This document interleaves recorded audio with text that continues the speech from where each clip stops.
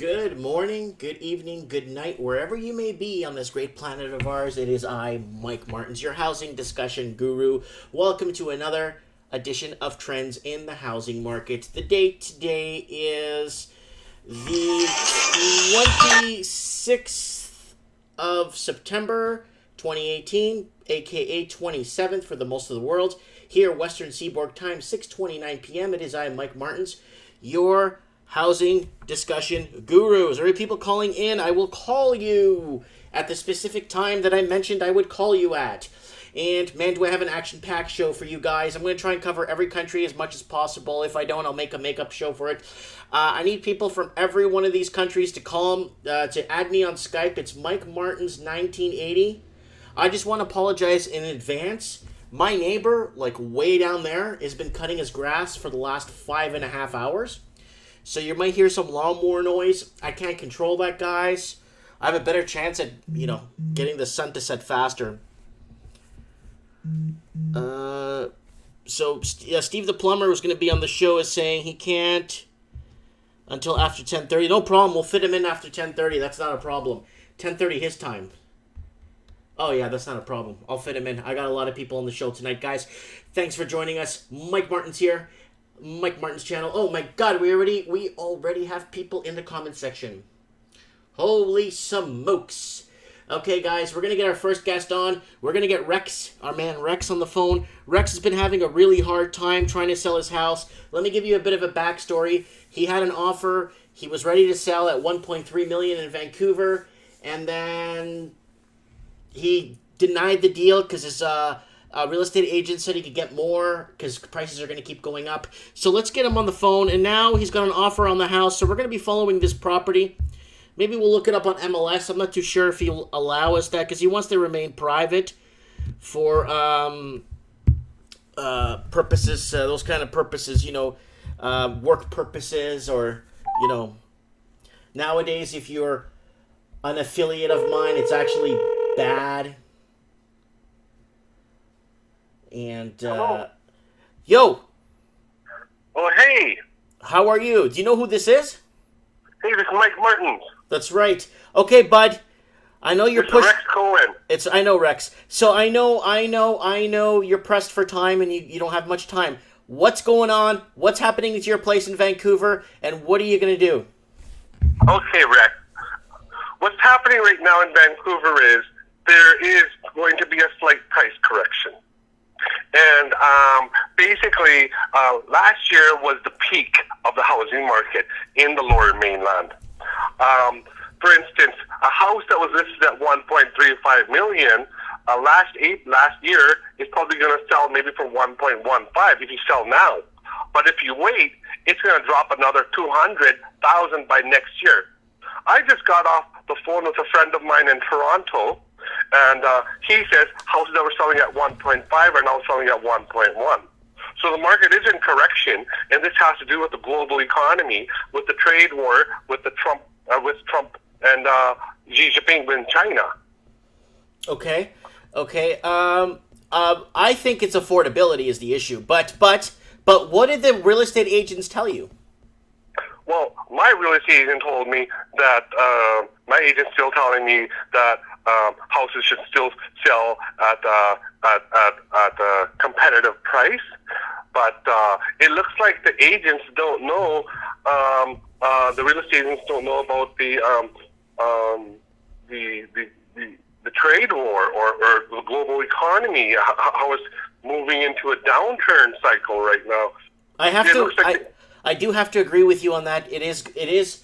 But the thing is, I think we've been in a downturn cycle for the last 2 years. I think it's becoming a little bit more obvious right now. Oh, big time, Mike. Like let me tell you right now, that, I have my house on sale, and I'll be lucky if it moves for 1.15 right now. And if I wait any longer, I'm telling you, next year, it'll drop another 200 big ones. Yeah, another 200 large. Yeah, easy. So I'm thinking that, a house that was worth 1.35 last year, or 1.15. I think you can easily over the 2 years, including this year and next year, you can easily cut $500,000 right off the price. So 1.5 will sell for $1 million. something that was listed at 1.3 will now sell for 850. That's what's happening. I don't think it'll fall further than that. I think that's kind of like as far as prices can fall. But you never know. Maybe if this trade war goes on for a long time and there's more tariffs, and China starts restricting the cash flow, we could see prices drop a bit further. Yeah. Okay. So I think this is I don't think this is a correction. I think this sounds more like a crash. What are you predicting? 30-40% drop? I'm thinking about a 30% drop, 30 to 40. I don't think you can drop 50%. That's just too much. The governments just won't allow it. And plus the Canadian economy, our economy is so weak that we have nothing supporting the Canadian economy. Like let's get real. What do we got today, right? We got student loans. Student loans are paying our economy. Yeah. The forest industry is not doing well. They don't want the Kinder Morgan oil pipeline to go through. Fisheries are not doing that well anymore. Our technology sector, they're basically opening up offices in Vancouver because the labor is so cheap. People still don't make enough salary to afford anything in Vancouver, and basically the real estate industry has nowhere to go but down now. Yeah. And the agents don't want you to know this. Yeah. Well, yeah. It's like anything else. It's like anything else. I call it the barber shop experience. You I get it. You go to the barber, you pay him $20, and you have faith in the man to cut your hair, right?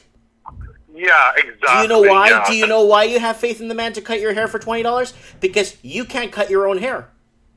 Yeah. Right? Yeah.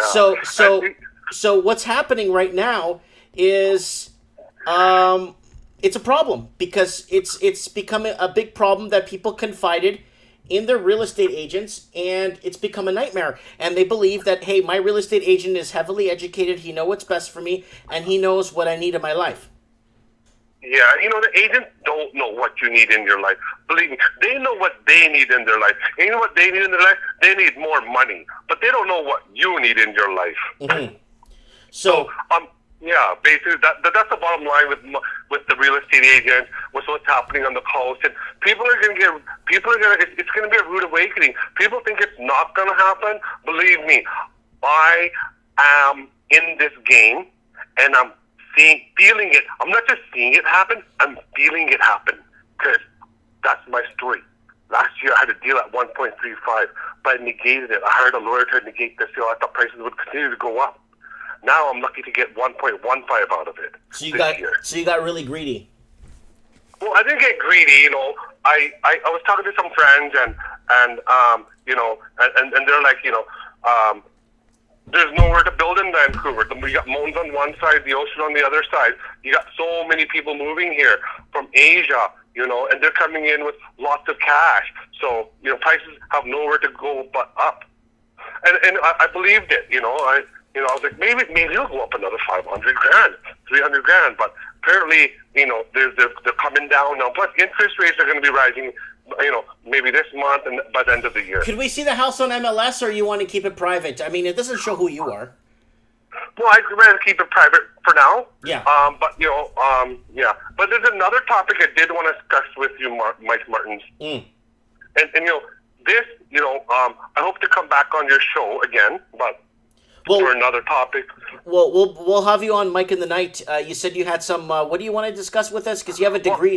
What do you have a degree in? Well, technology, management, project management, and all that. But I do want to discuss John McCain. John McCain, I wanted to say to this, whoever is listening right now, and people have to know this, John McCain was actually sentenced to death by the military tribunal in the United States because he had ties with ISIS. You've seen those pictures with ISIS in northern Syria, and basically Trump is trying to clear the swamp. John McCain, my sources have told me, and I don't know this for a fact yet, but John McCain was sentenced to death. He didn't die of brain cancer. He was sentenced to death by the military tribunal. He had an ankle bracelet on that detected his movement because the military tribunal sentenced him. And Furthermore, is that if Kavanaugh gets elected, if Kavanaugh gets appointed to the Supreme Court, basically Trump and Kavanaugh are going to further drain the swamp, and all this is going to be exposed. I would like to talk about that on Mike in the Night. Yeah, we'll talk Mike in the Night. We'll bring up some stories or anything you're hearing through the grapevine, and we'll be definitely we'll keep you on the pulse, because I know you know a lot about just things. So we'll keep you on the pulse. We'll have you on Saturday night. Anyways, go do what you got to do, and we'll keep in touch. Okay. Yeah, thank you. And I'm really glad to be on the show, and to all the listeners and all that, I'd like to thank you, and people in Pennsylvania. I know there's some people in Pennsylvania listening to me right now. I'd like to say, I'd like to give a shout out to them as well. All right, thanks, bro. Okay, bye. Bye. So that's Rex Cohen, my man, Rex. Anyways, he's got a lot of good, interesting theories out there. I just hope they don't get me killed. Mike in the Night. No, it is trends in the housing market tonight, guys. Okay, let's get to our next caller here. I got a guy from Barrie, Ontario, the Lost Canuck, Mario DeCettis. Let me just read a few headlines here before we move on. Reverse mortgage debt on Canadian real estate rises over 45%. And basically, Canadians racked up $3 billion in reserve mortgage debt. And there's the graph for you to see. Reverse mortgage debt, people are tapping in to their that big old debt growth. Look at, wow. Percent change. Look at that. Woo! Woo! Look at that. So, wanted to kind of skim through that for you guys.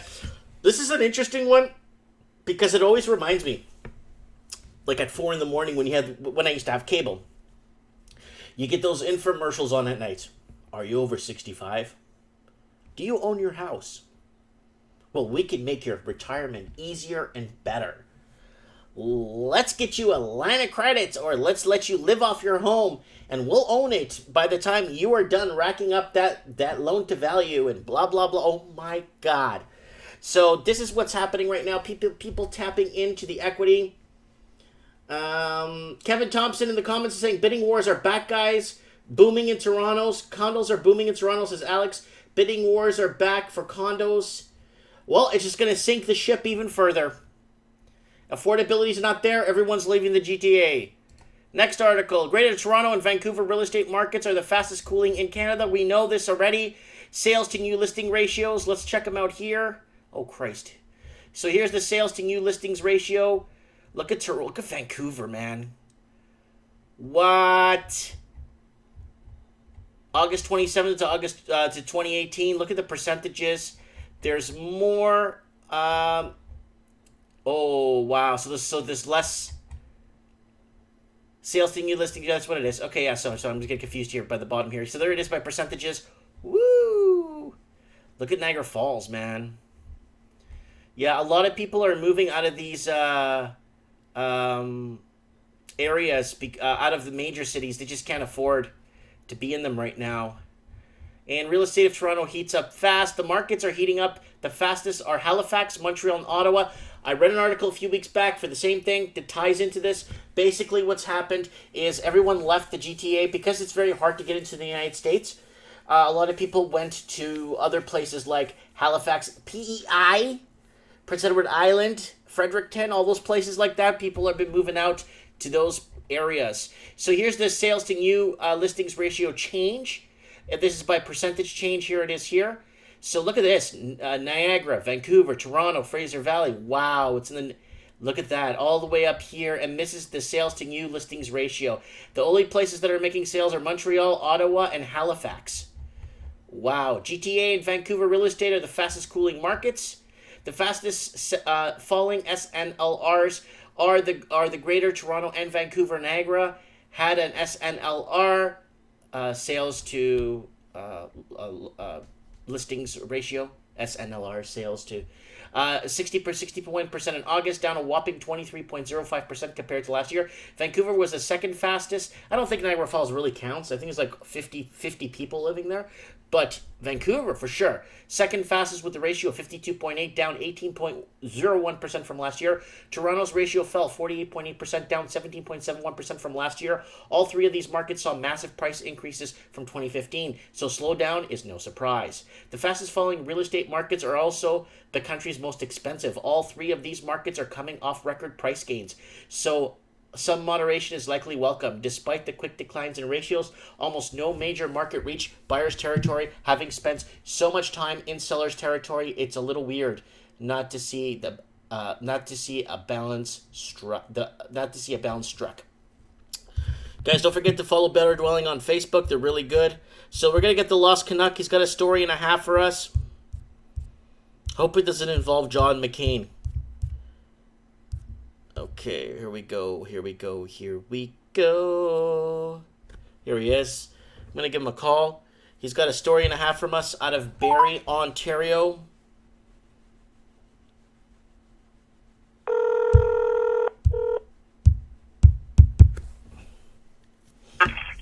Who the hell is this? Mike, it's the Lost Canuck. Can you call me on my home line, brother? I don't have it. Okay, write it down. Well, you're live right now. Oh, I can get all the hot people calling me. Oh, I'll send it to you I send it on your Facebook. Okay, send it to me on Facebook. I'll call you back. All right, buddy. Thanks, man. Ciao. Ciao. So we're gonna call him back on his home line. Yeah, I should have just got it to get him to say it online, so we could just give him a call once in a while to make sure he's doing okay. So we're gonna have Barrie DeSetti's The Lost Canuck. And, wow, he's got a Barrie number. All right, we're calling him right now.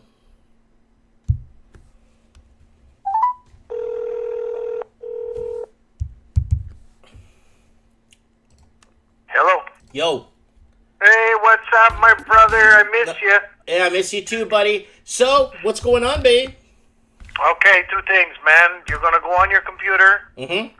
And I just got actually an email today.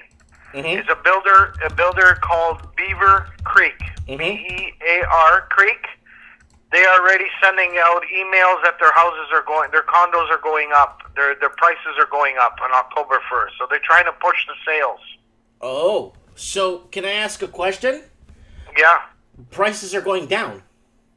Yeah, well, they're trying to get the market going again, and I can explain to you the price list they have, so everybody can see how much everybody's averaging on a condo out in Barrie. So if you're looking at a 793 square foot condo in Barrie right now from this builder, what's it called? Beaver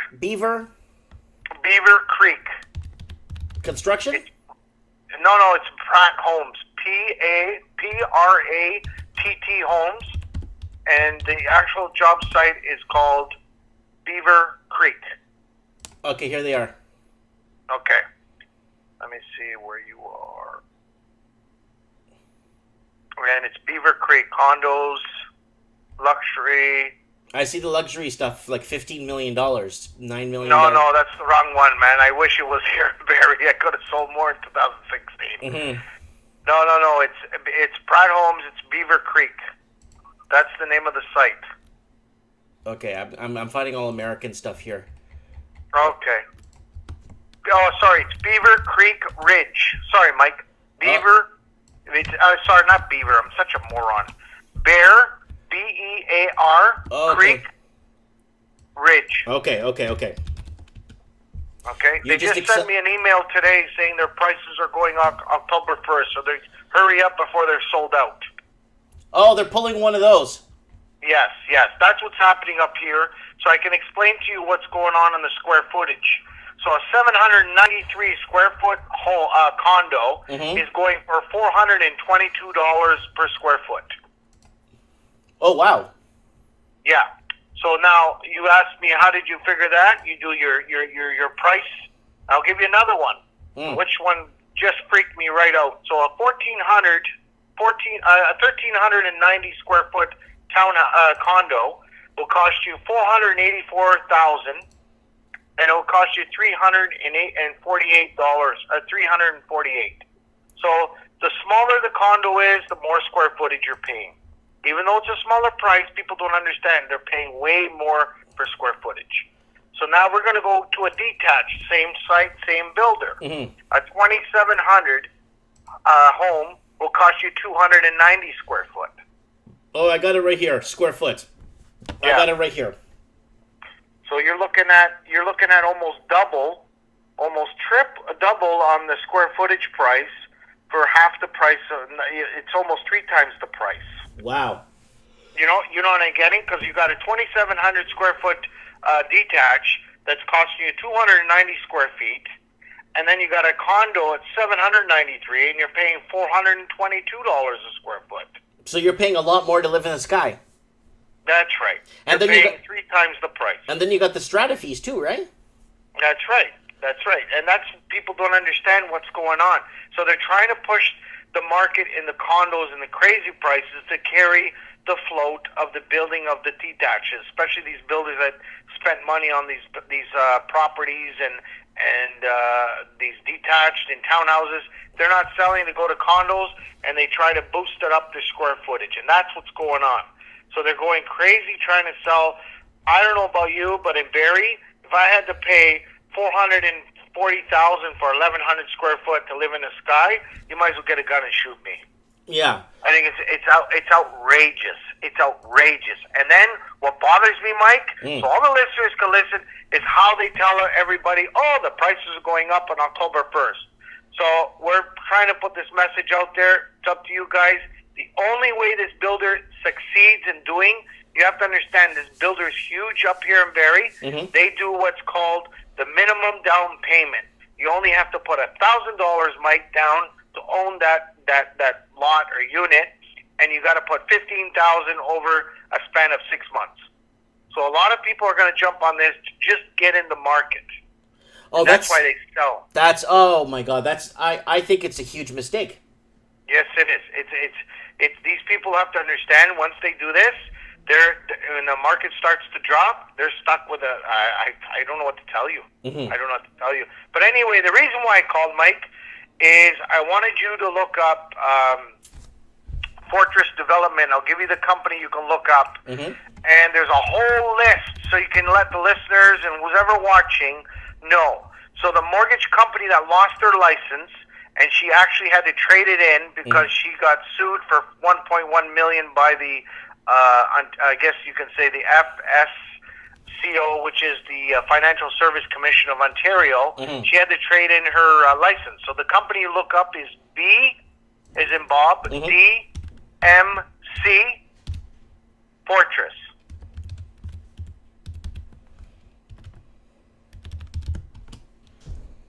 Yeah.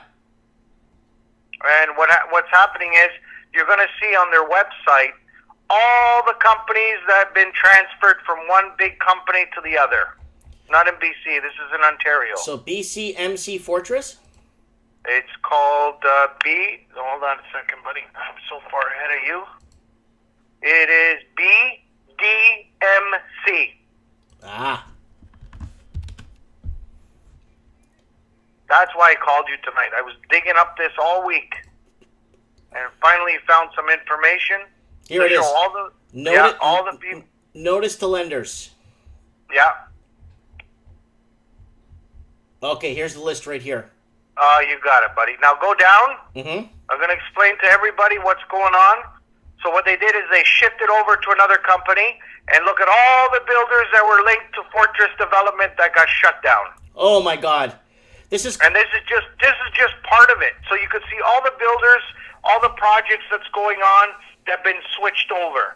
So when people on this freaking thing tell me that the condos are going up, they should be crashing right now. They should be shut down. They should be investigated, because these are all the companies are linked to this fraud.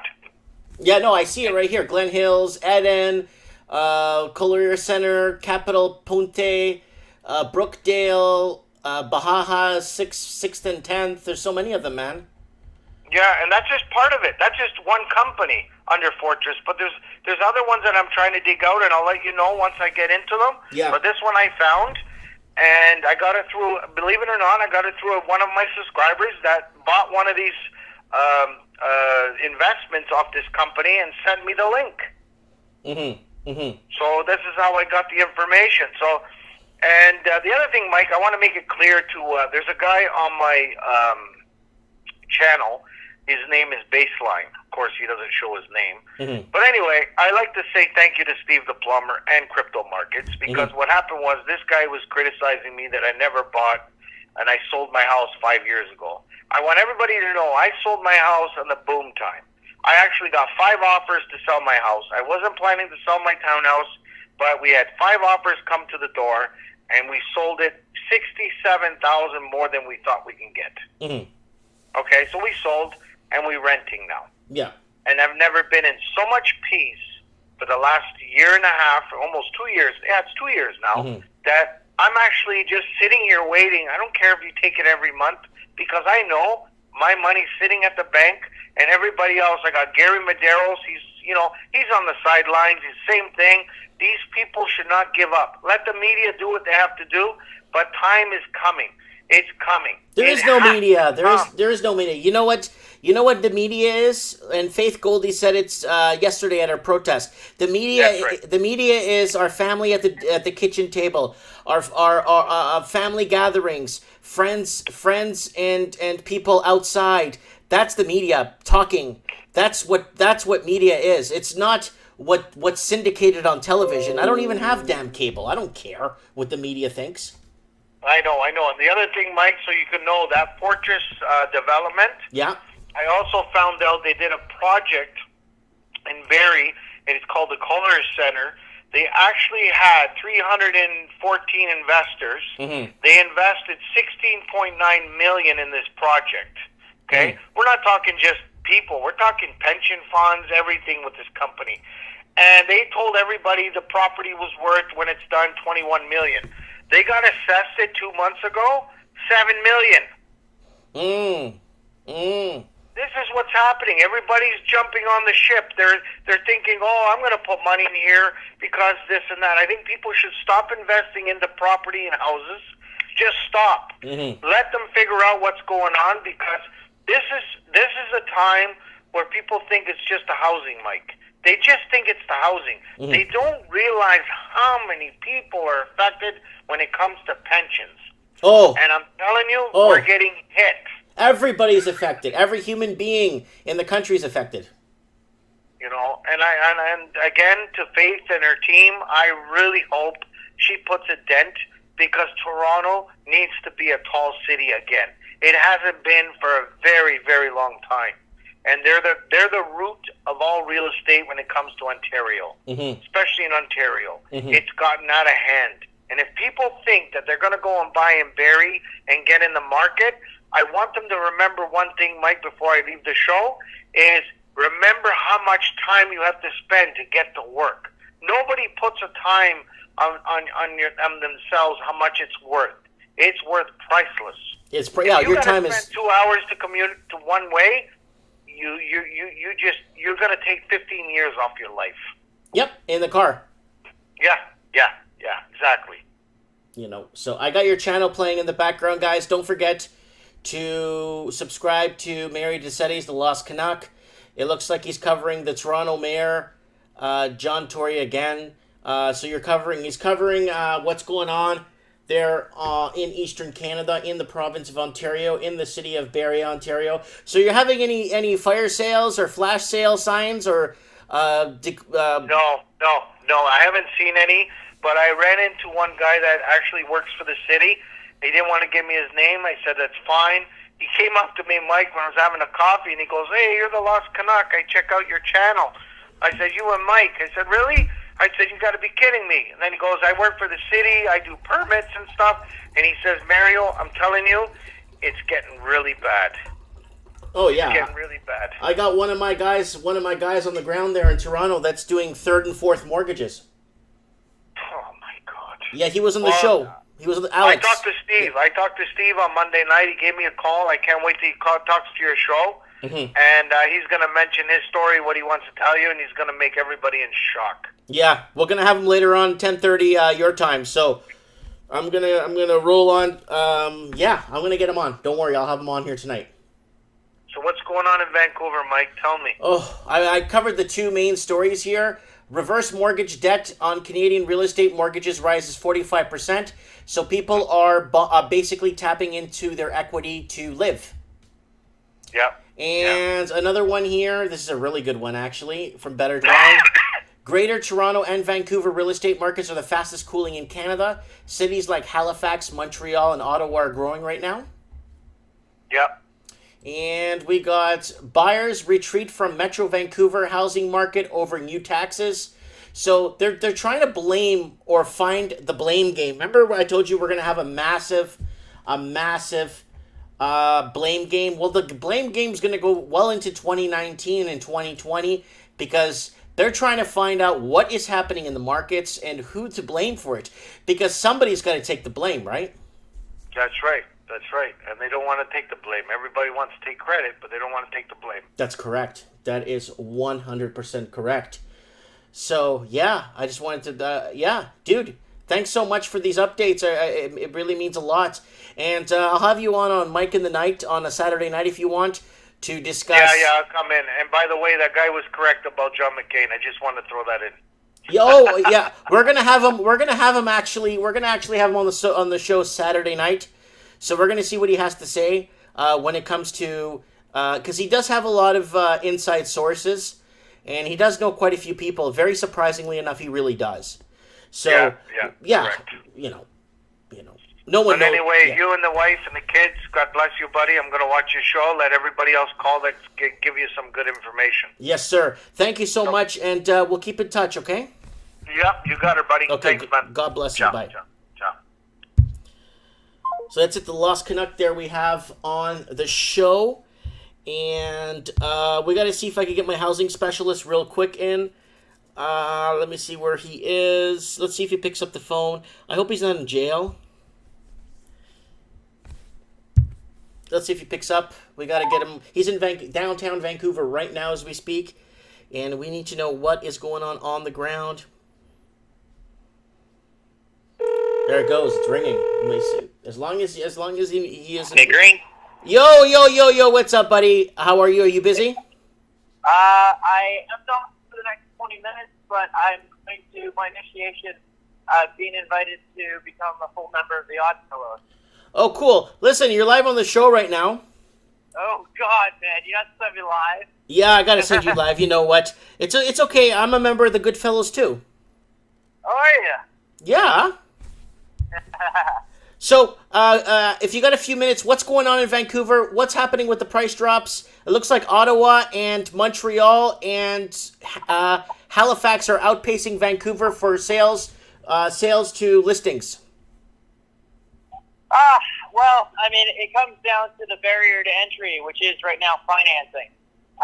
Plus, everyone reads the same news, right? Right. So, if particularly in like a variety of markets across North America, you got issues where you've got, well, for lack of a better word, a lack of faith in the market. And that's what I said when we talked a few weeks ago. I said, hey, man, the bottom line is the market comes down to faith and financing. If you have those two put together, you got a strong market, then a lot of buyers. But the second you lose faith in financing, the fundamentals of the market don't dry up because there's still a lot of people that want to buy. The demand still outpaces the supply. The issue is that the fundamental ability to afford that supply diminishes. That's what we're tapping on here. So, are you seeing a mass exodus of Vancouverites? I know you're on the ground in Vancouver. What is happening there? Is everyone leaving? Are you seeing, are your friends leaving? What do you know personally? Well, I would say that I saw a mass exodus about 2-3 years ago. Mm-hmm. It's continuing to happen, particularly when people have kids. The fundamental fact that it's tough to fit your second kid into a 2-bedroom apartment, and nowadays 2-bedroom apartment sets you back $700,000 to $900,000. Even dual incomes have a tough time affording that. Yeah, that's for sure, and that's what happened to me. I wanted to have more kids, and I wanted a life, so I left the city and I did what I did, and which kind of upsets me. You still haven't come up to visit me. Well, okay. In all fairness, I have been in Saskatchewan, Thailand, Victoria, and Vancouver in the last 3 weeks. So Okay, fine. You just don't want to come up to Merritt. You know what? Actually, I'm going to be driving through Merritt this weekend, believe it or not. I am going to a wedding at Harrison Hot Springs.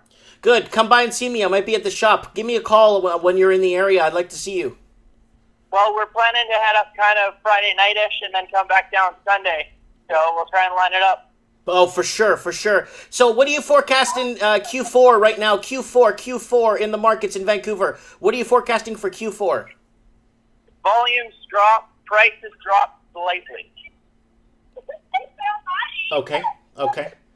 And it comes down to fundamental, again, the two fundamentals, financing and faith, right? So if you look at, let's say you start talking about a couple of the new towers down in North Van, right? Yep. The North Van towers right now, a lot of them have a ton of resale.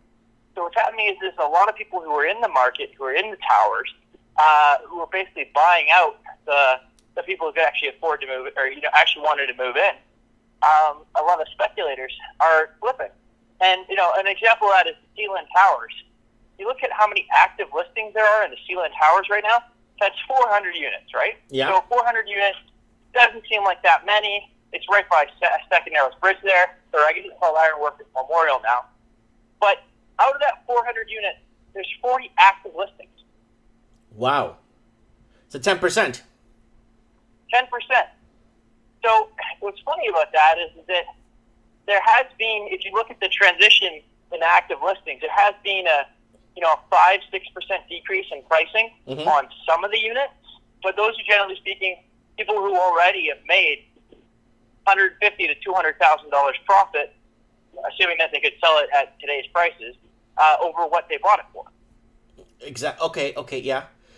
So they bought it pre-sale for $600 a foot. They maybe don't get $900 a foot, but they probably get $850. Question.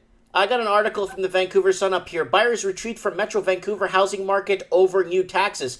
These taxes are old, dude. Yeah, the taxes are old. This is today's article. The thing isn't really the taxes.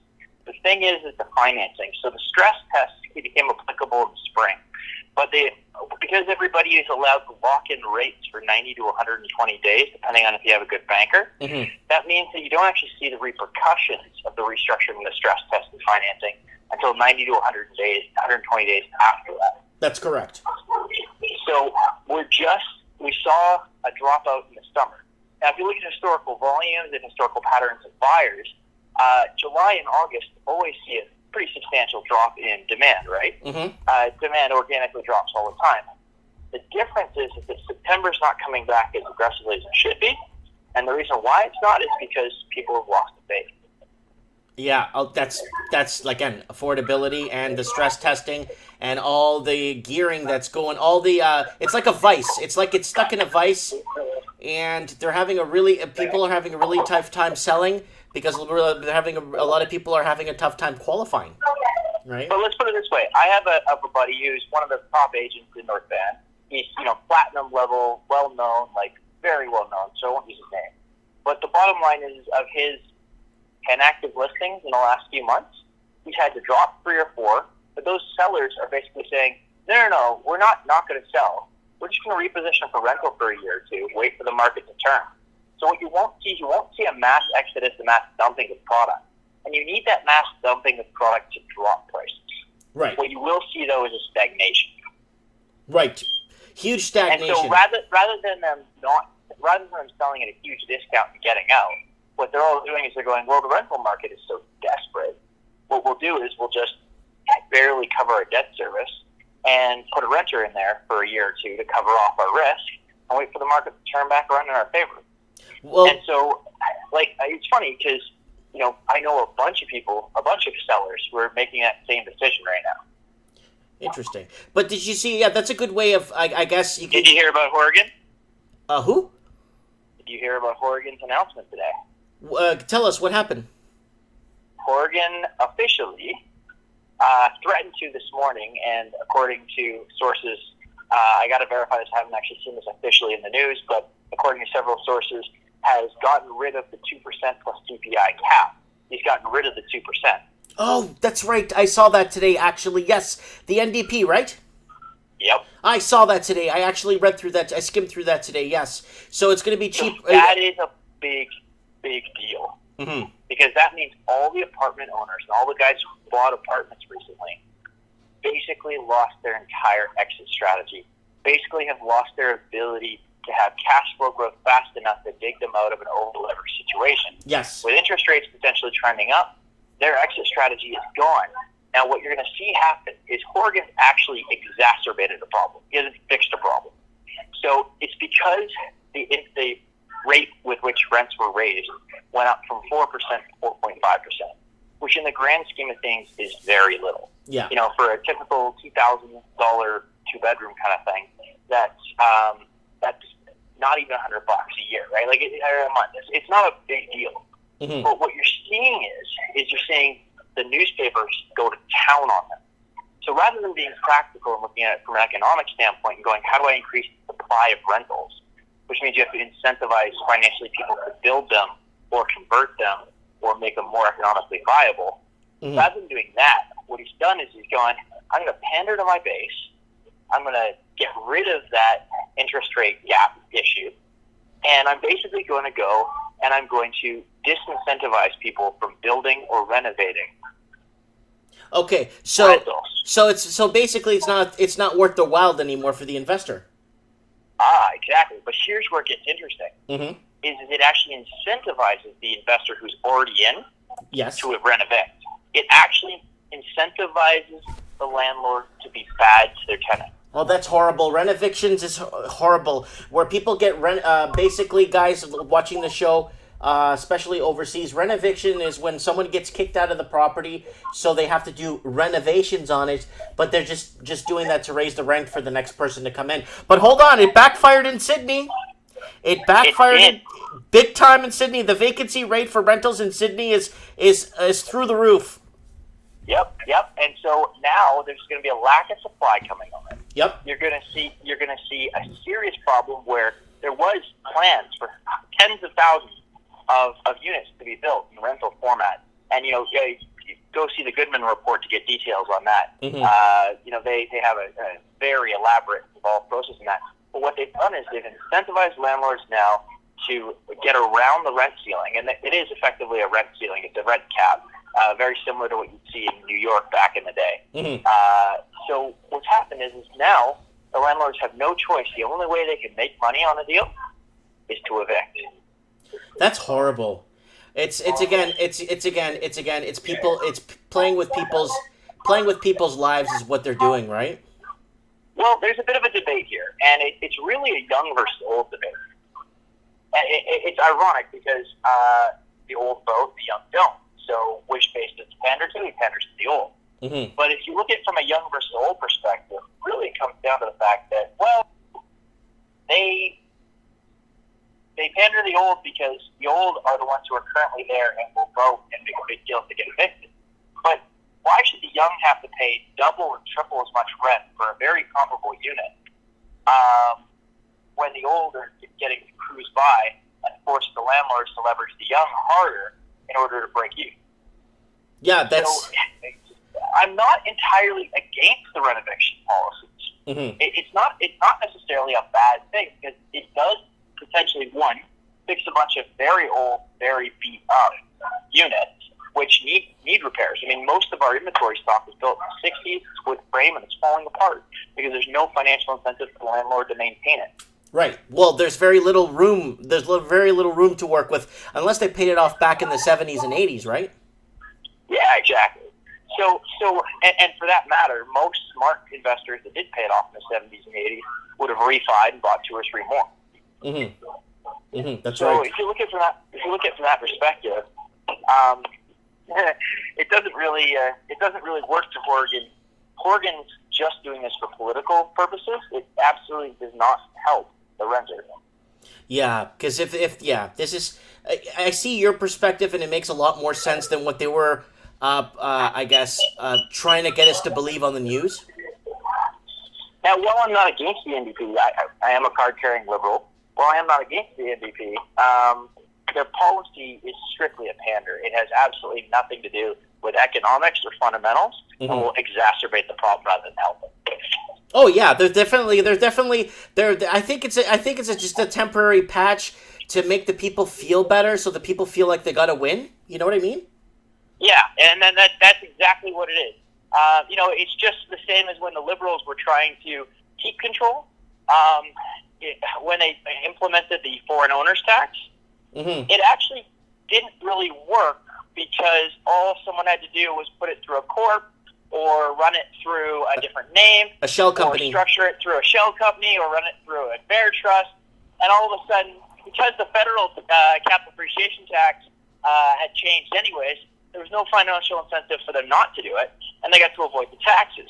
The 15% is a pretty big incentive, but it was designed by a very significant sales promotion guy who does a lot of development sales. So he had a financial incentive to make sure that there was a way around it. It was strictly a PR campaign. Yeah. And so, just speaking ill of the Liberals, my party, for that matter, they did the exact same thing several years ago. Yeah. Yeah, that's right. What, 2014? Or 13? I don't quote me on that. I can't remember. It was 3 or 4 years ago now. Yeah, okay. I remember that hitting the fan back in the day. I was still living in Vancouver at that time, in downtown. But yeah, it was a all of a sudden announcement done in July that basically overnight this was applicable, and then there were a bunch of court cases to try and argue that it was against the rules because it was effectively retroactive, because a lot of people were tied up under contract beforehand. Okay, I get it.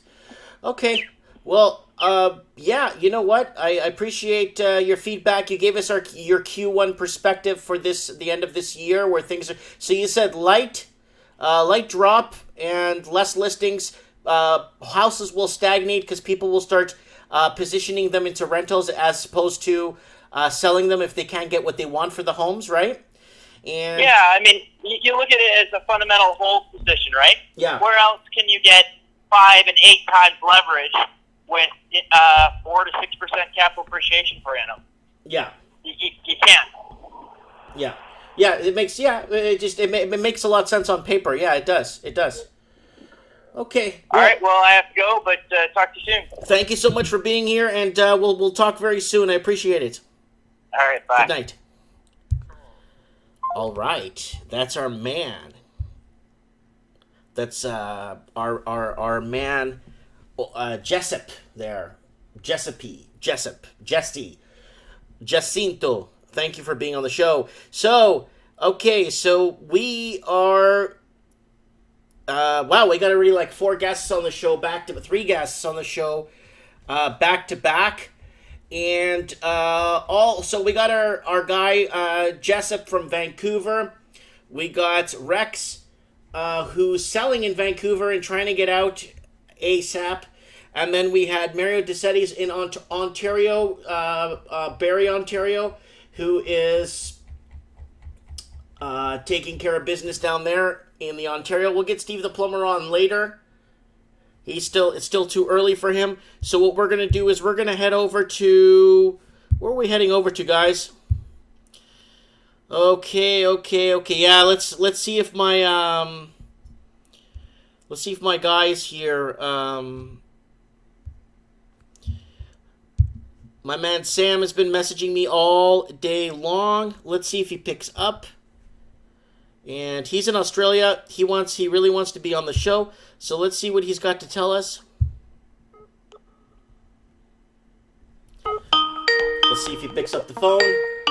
I think he's in Perth.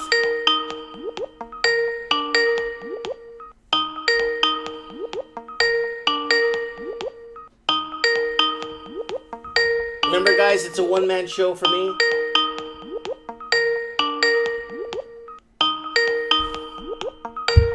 He's not picking up. Remember, guys, it's a one-man show for me, so you got to remember this is a real deal here.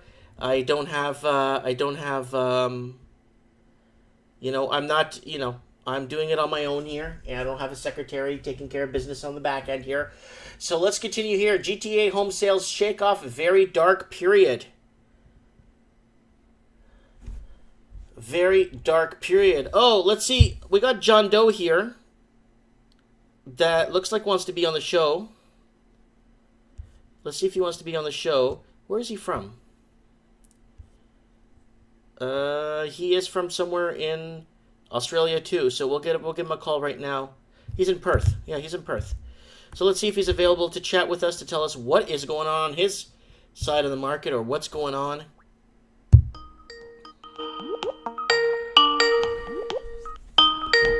Let's see if anyone picks up. Hi. Hey, is this JD? Hello? Hello. Yeah, you there, buddy? Hello, can you hear me? You hear me, Mike? Yeah, I can hear you perfect, I can't buddy. hear you. I'll just hang on a second. Hold on, you're breaking up really bad, buddy. You're breaking. Hey, Mike. How you going, Mike? Oh, okay. Who am I speaking to? Is this Sam? Yeah, I'm from Western Australia. How you going? Oh, good. You're live right now. How's it going? Yeah, not too bad here. Okay. Too bad. So, what do you need to tell us, buddy? Tell us. Spill the beans. Oh, I was just going to tell you about a bit of the property. I'm in the northwest of Western Australia. Right. That's where it's a big mining area. So what happens where I live with the export iron ore and the process and export liquefied natural gas. Mm-hmm. And this area up here is obviously massively influenced by the resource industry. And you had a few big property booms and busts here. Oh, yeah. You had It's been an absolute roller coaster there. Oh, unbelievable. You had within a year, the median house price went from about $300 up to $900 to $1 million on some house prices. And now those houses have dropped down to roughly $400,000 for something like that, even lower. The median home price right now in Perth is sitting around 411,000 right now.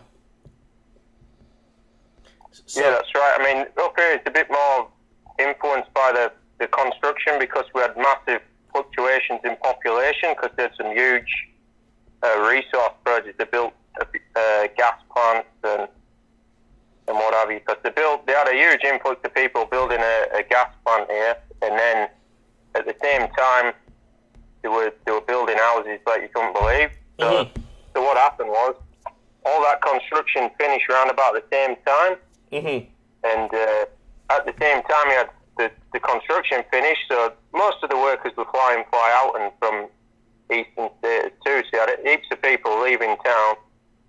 And right at the same time, all this new housing sort of came on the market. So it hammered it, but it took a while to sort of people to react to that and for the market to realise what had happened. While there was still spruiking it like you can't believe. So it was ridiculous. So the mining boom propped up the market, and then a lot of it started to collapse. When was this? In 2012? Was it around 2012, 2013? A bit later than that. Like the gas plant was finished up here. That was a $15 billion project. That finished in about 2012. Okay. So the town I'm in's roughly about 12. Well, about 15,000. But so you had maybe 3,000 or 4,000 people, probably more, transient, just leave town more or less at the same time.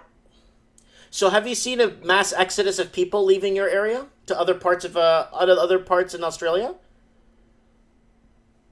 Yeah, well, a lot of these people were from the eastern states anyway, so they did fly in, fly. I'm not sure if you're aware of, they call it FIFO, air fly in, fly out. Yeah, they come in, stay a few days, and then take off, right? And then come back. The rosters are a bit longer, so in construction you have anywhere from 4 weeks on, 1 week off, up to 6 weeks on, 1 week off. Mm-hmm. That's in construction. You had all those people, and those people were housed in camps too. So you had all these big FIFO camps everywhere. They've got rid of a couple of them. But obviously some of those people chose to live in town and rent rooms and work on the site. Right. Okay, I got an article up here for you. I want you to tell me what's going on. So it's from Australia. Basically, politician claims $75 a week can feed your family. Is that true? Not a chance. Not up here. This Not even in Perth. I mean, the fuel prices have gone right up. The petrol now, even in Perth, it's like $1.60 a litre. And if you live in Perth, because it's such a well-designed city, the public transport's a bit of a joke. You've got to drive everywhere, and the roads are massively congested. So, yeah, it is. That's a joke. Okay, I got another one up here. Australian home prices look like they're falling faster in early spring, especially in Melbourne. Okay, so I know you're in Perth and house pricing there is pretty stagnant right now, but are you hearing the news from the East Coast?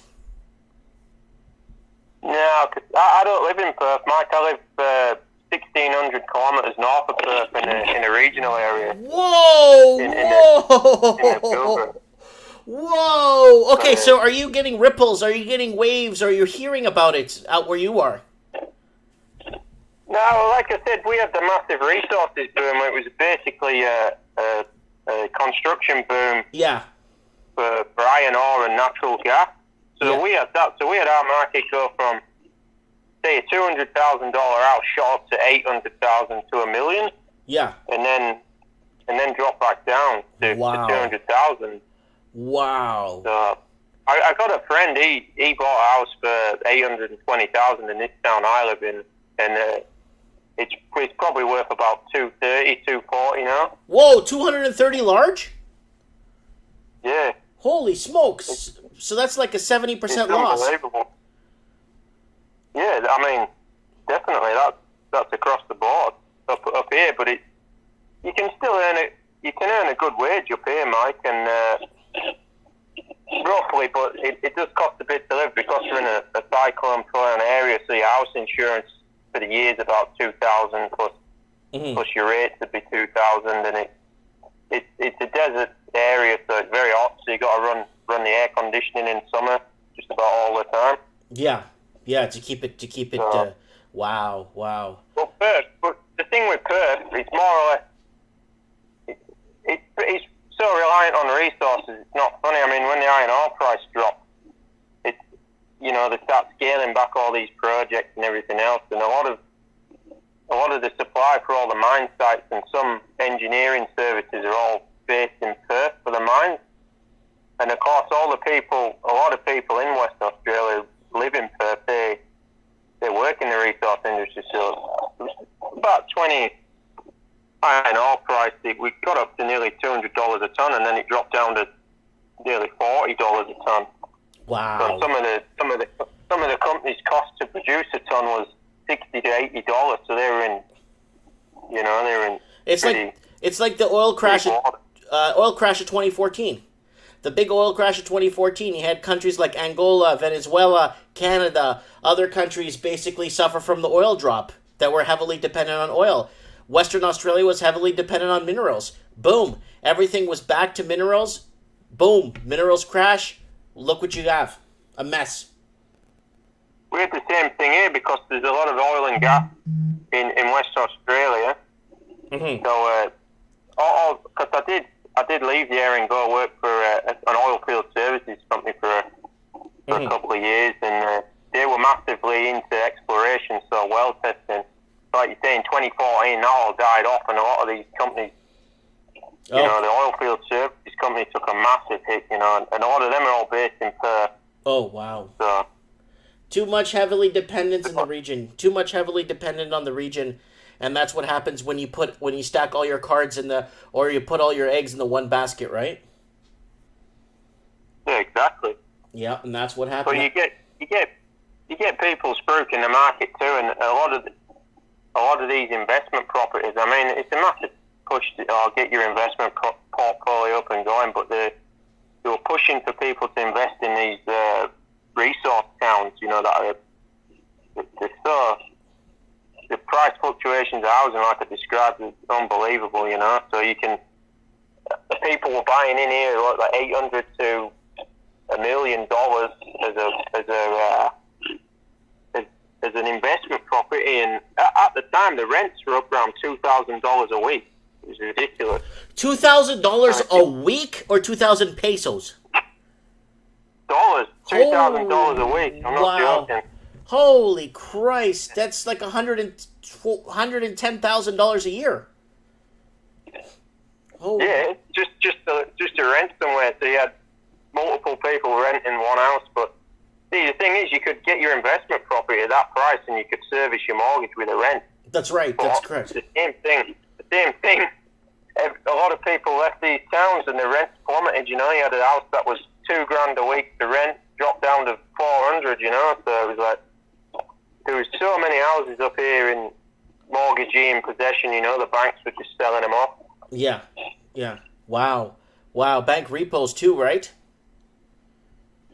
Yeah, massive. There was a lot of that, and the market it's coming up slowly. I just think it's coming back to reality. You know what I mean? Are you guys feeling any of the Trump bump there? Any turbulation from Donald Trump there in where you're at, or no? Is it hitting any of your sectors? Not really. No. Okay. Good. That's good to hear. Yeah, oil prices stayed pretty sort of stable for a while, and that's a big driver of the economy here. Mm-hmm. But, okay. There's been a bit of play in the lithium. They've built a couple of mines for lithium. That's taken off a little bit. Yeah, lithium's going to be our future for battery life. So copper top and all the other crap that we use for batteries, alkaline and all that crap, that's all going out the window right now. We're moving to lithium ion anyway. So that's the future. That's the future to mine right there. Yeah, there's a few companies and associations trying to get the state government to back lithium production and manufacture in Western Australia, but they're being slow on the uptake. They're just not interested, you know. So that'll be another opportunity lost by the state government. Okay, that's good to know. It's good to know that they're trying to back things and get things into perspective to help the Australian proper and keep people's dreams alive. You know what I'm saying? Eye on the prize. Anyways, I'm going to let you go now, and we'll get you on the show again. Give us an update on what's going on in the next week or two. If you want to, just let me know. Message me through the day, and we'll have you on, and you can give us another update on what's going on, okay? Yeah, no worries, Mike. Cheers, buddy. Thank you so much for your contribution, Sam, and we'll keep in touch, okay? No worries, man. See you, bud. Yeah. Bye. See you, bud. So that was Sam from 1,400 kilometers north of Perth. Wow. I didn't know if anyone lived out that way, but there's people definitely. Well, there's people everywhere. I'm just kidding. Just kidding. Jesse Flores saying 1,771 square foot homes in Austin, Texas. No bells and whistles, 270,000. Yeah, that's normal. Kevin Thompson, a house for 275. Yeah. The average median house price in the United States right now is still in and around 280 to 310 for the average house, medium across benchmark. But you're factoring in all the expensive properties that are on the West Coast and the East Coast, right? So, okay, what are we doing, guys? What are we doing? Let's see if we could get JD on the show, because JD, where is he? Where is JD? He's in Perth too. Who do we got from Sydney here? That's on the ground in Sydney. Let me see if I can get somebody in Sydney here. Who do we got from Sydney that wants to talk on the show? What is happening in Sydney? Australian home prices look like they're falling faster in early spring. And it's supposed to be a buyer's market now, the seller's market, and it's the time to buy.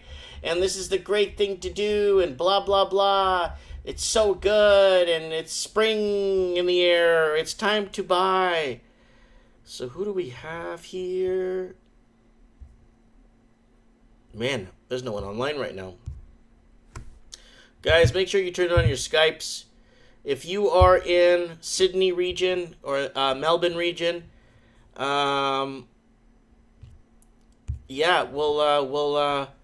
we'll keep me in the loop, guys, on what's happening there. Let me see if I can get some of these guys in that region. And nobody's on available. Okay, guys, let's move on. What is going on? We have this our fourth guest giving us feedback on what is happening on the ground. I'm not sure if Steve the plumber's ready to join the show. I'm wondering if he's in the comments section here. Steve is calling soon. A moment of silence. So hopefully he comes on. He has some very good, interesting information that he wants to share with us. So I'm not sure. I think my man Anon, I could get him on the show real quick to find out. Oh, he hasn't been active in 7 days. AB, Andrew Baker, where you at, buddy? All right, let's call Andrew Baker. He's going to jump in right now. Good old AB. How's it going? Andrew, how's it doing? How you doing, buddy? Yeah, I'm good. Good. Okay, where are you at? Well, I'm just at home at the moment. No, where are you at? What city? What's going on? Yeah, no, what city are you in? I'm in Sydney. Oh, you're in Sydney. Good. Now that you're on the phone, thank God you're here. Okay, what is happening here? Let's get this article open. I got an article, where was it? The Sydney article I had open. Oh, God, I lost it. Oh, I want to bring this up real quick. Politician claims $75 a week can feed your family. What do you say? Not possible. Really? If it's more than 2 people, no. Well, but they're saying a family of 4.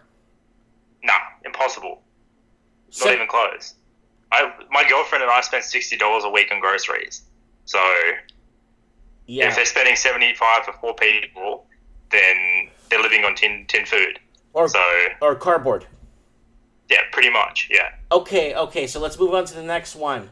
Australian home prices look like they're falling faster in early spring, especially in Melbourne. What is happening? Are you hearing any ripple effects from there? Yeah, it's definitely started picking up pace. I would say a lot more since even mid-year.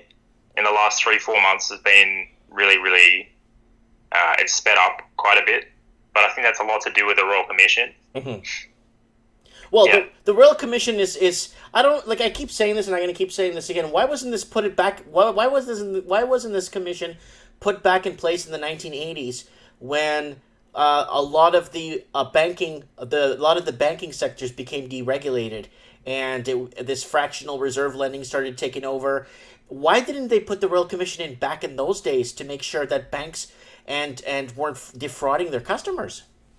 I think probably because they were too trusting of what everyone else was doing around the world. Like Reagan was doing it, Thatcher was doing it, and they just said, we might as well follow them because that's where we get our direction from. Like Australia doesn't really make its own decisions in that respect. We haven't done I don't think we ever have as a country. Like we've always taken direction from countries overseas. Like we're not leaders, we're followers. Oh, wow. Okay, so are you feeling the tensions in Sydney? Are tensions, it's spring in the air in Sydney and in Australia. Are people flocking to buy? What's happening? No, I haven't seen that at all. It's actually, I would say sales volume are probably lower than what it was in winter now. So, it's not picking up. I've got a friend that works in a real estate agent up in Kellyville, and they've had one person resigned, and they're going to fire another person at that agency in the next week. So that's not something you would do if your agency's doing well or if there's a lot of buying activity.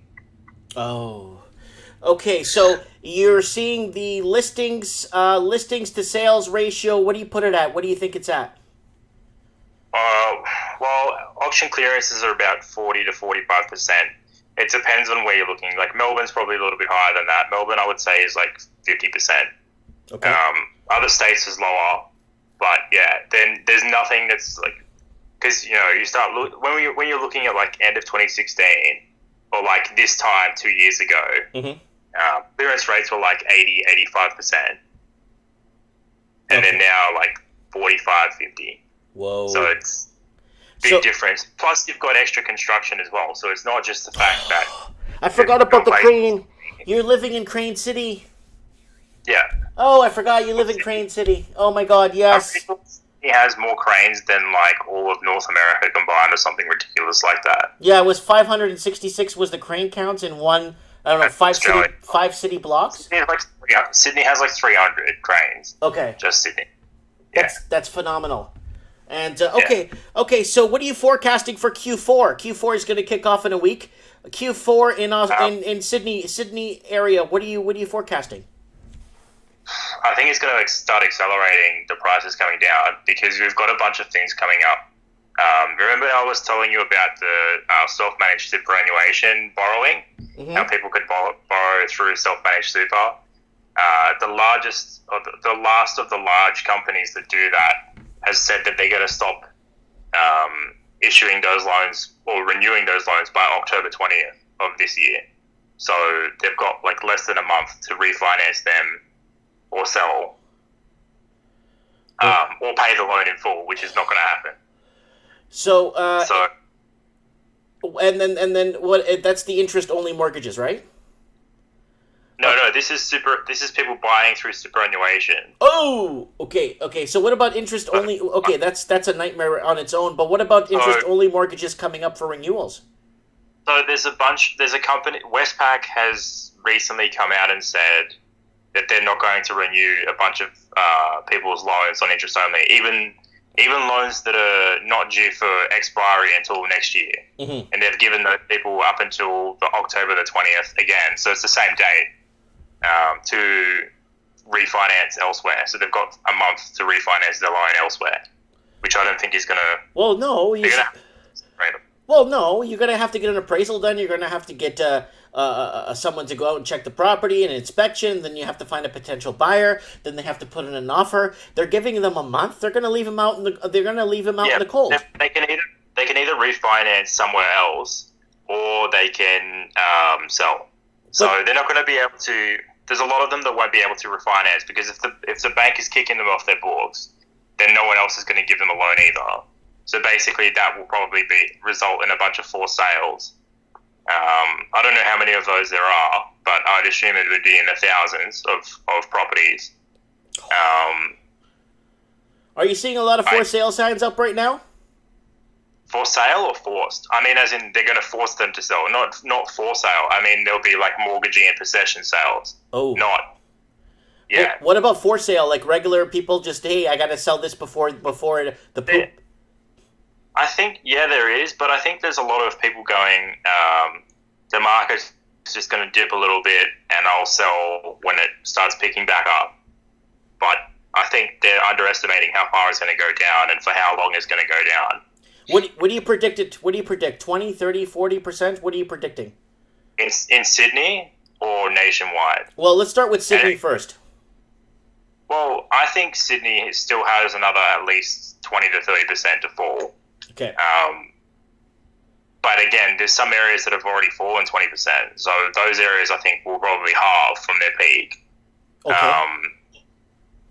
So like Western Sydney areas. And there's a lot of apartments as well. Like the completions don't peak until 2021. So I see a prolonged period of price declines in apartments for the next few years. Okay. Fair enough. And it'll also be like large land blocks that have been converted from one house to subdivisions. They won't sell either because they won't be able to get a higher sale price. So the cost of construction is going to go up too much for them to be able to do that in a financially viable way. Yeah, it was some sort of a yield, right? Some sort of a good return, right? So we're looking for good. It's all about money, right? And it's all about returns. Yeah. Okay, so what is happening with the vacancy rates there in Sydney? There's an enormous amount of vacancy rates. What's happening with that? Yeah. There's nobody renting. Everyone's fleeing the city. What's going on? Well, the cost of renting even is still like 30% of incomes, right? Mm-hmm. So in Sydney, it's like 30 to 35% of income, which is still beyond what it's supposed to be for it to be serviceable. But the mortgage cost, if you were to get a mortgage now, is like 48% of income pre-tax. Mm-hmm. So people just can't service the debt. So there's a lot of people that just move either to like regional areas. So like Tamworth or like out west, quite a long way, like Blue Mountains further out west. They'll move to like coastal areas, so Central Coast and further north towards Newcastle. Mm-hmm. But they're not staying in Sydney. And the reason they're not staying is because both their house price is falling and the cost of living here is too much. So they go somewhere else to try and save a bit of money. Mm-hmm. Mm-hmm. So, wow. So people basically people are getting forced out of these cities is what it is. It's they working. Yeah. So a lot, remember back in the 80s and 90s, it's like, hey, you get a job, get your own place. Nowadays, you could have 5 jobs and you can't even cover your nut. Yeah. Wow. I just sent you a link there, and that was about the 2 depressions that we had in Australia. So we had one in 1890, and we had another one in 1930, like the Great Depression. But I was like, let's compare apples to apples to see where we sit in comparison to where we were back then. Because in 1890 we had a massive credit bubble. Like it's like figure 4, I think, of this paper, and they go through how much credit there was to GDP. Oh, it was like 70% or something like that. Yeah, that was the Great Australian. Yeah, I know what you're talking about. Like, it's like the banking crisis that occurred in 1893. And like barely anyone knows about it. Like very few people, when you talk about housing in Australia, that they don't know about it. So I looked at that and went, well, if that's the worst recession we've ever had, I wonder how much different our data is now. And the amount of bank credit to GDP now is double what it was at the peak of our worst recession. This global crash that we're going to be heading towards is going to make the 2007-2008 American crash look like a walk in the park. I think it's going to be China-based, though. Like that, the whole expansion of credit in China is just next level. Yeah. Oh, yeah, because... So fun. Well, there's this huge... There's lots of money out there that's there's a lot of people taking losses right now. A lot of losses going right now with these trade wars right now. And to me, and I'm going to be really frank, because you know numbers really well, okay? But I'm going to be very frank with you. And I've been looking at the China-U.S. trade war, and a lot of numbers, the numbers are just not adding up to nothing. They don't add up. They don't add up to nothing. So I'm not too sure why they're trying to feed the people, telling people that you know what I'm saying? I think China is in a lot of problems right now, and I'll tell you why. Because they have to buy oil at petrodollar price. And if they continue or start, I guess, saber rattling against the United States, what's going to happen is they're going to soon devalue their currency faster than they could keep control of it. And once you start devaluing your currency, China is one of the biggest importers of oil or energy. They're going to have to pay a lot more for their energy with a devalued currency. Exactly. That's the other thing I was talking to people about, and they say the Australian housing market won't go down. They always say, oh, but we've got low interest rates. And I say to them, yeah, but 35% of our credit comes from US banks through a bank swap. Yeah. And if that's the fact of how it is, every time the US raises their rates, which they did again today or yesterday, it was the 26th of September. It's the 27th year, but so every time they do that, it just makes our borrowing costs that much more expensive.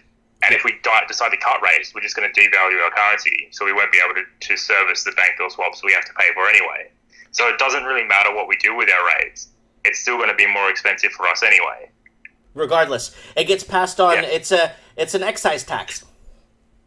Basically, yeah. Yeah, that's what it is. In the end, it's a glorified excise tax, and what it does is they're just gonna, like, I don't know if you remember the story I was saying when I was driving about the whole razor thin profit margin levels for Amazon. So if that Trump bump tariffs go to 25%, you're going to see Amazon in a lot of hot water when it comes to competing with mom and shop businesses.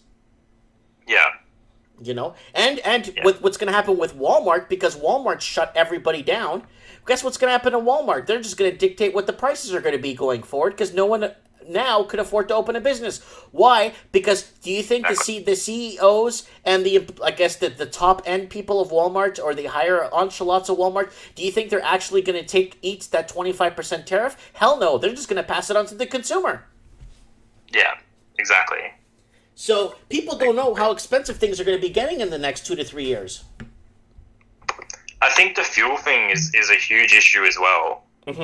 You had a guest earlier that was talking about that, and yeah, that in and of itself, like anyone living in Western Sydney, if they're commuting via these toll roads to get to work, and then all of a sudden they have to pay 30-40% more in fuel, they're finished. Like if they were already living on the edge, and then they have a rate rise, so they have to pay for their mortgage that the banks put on them, and then they have a rise in their fuel costs, they can't afford to live where they are. So it's not just a question of whether or not their rates are going to go up. It's other things as well, like fuel costs, which isn't even included in our inflation rate. Okay, we don't count it. But what about the little domino effect? Oh, the price of food needs to go up because the price of fuel went higher, so it's more money to transport your food. So we got to raise the price on food. That will happen as well. Yeah. But it's not just that. We're in the middle of a drought in Australia as well. So there's a whole bunch of things that they could say are causing the food price to go up. It could be the transportation costs. It could be the storage costs. It could be the fact that they're not able to have successful crops. Like there's a whole bunch of things that could cause food prices to go up in Australia. Not just the fuel cost. And then you got those pricks over, I don't know where they're from, putting in needles in the fruit, and that's causing a scare. Yeah. And that's not helping the fruit market. It's destroying consumer confidence, you know? So I think consumer confidence right now in Canada is at the lowest it's been since 1989. Yeah, that sounds about right. Yeah, and that's what's happening right now. People are losing faith in the markets, and a lot of investors are waiting on the sidelines. Nobody knows what to do right now. No one knows. They're going to legalize marijuana here in 2 weeks. They're not sure if they should buy into the pot market. They're going to get a lot of things ready. Nobody knows what to do, and a lot of people's positions are on hold right now. Yeah. So yeah, I think they're going to eventually make marijuana illegal. It'll be legal in Australia eventually. I don't know how long it's going to take, like for medicinal purposes. Mm-hmm. But yeah, it's frustrating because we are always the last to catch up to whatever the world has done. Like we'll watch what everyone else has done and then go, oh, yeah, we should do that. Oh, but we never innovate, which is really frustrating. Dude, why don't you get someone in power there? Someone, I don't know, somebody that. Why don't you get into the whole politics thing? You understand what's going on. Yeah, I'm not interested in being politics though. I know that you have to basically sell out to get in.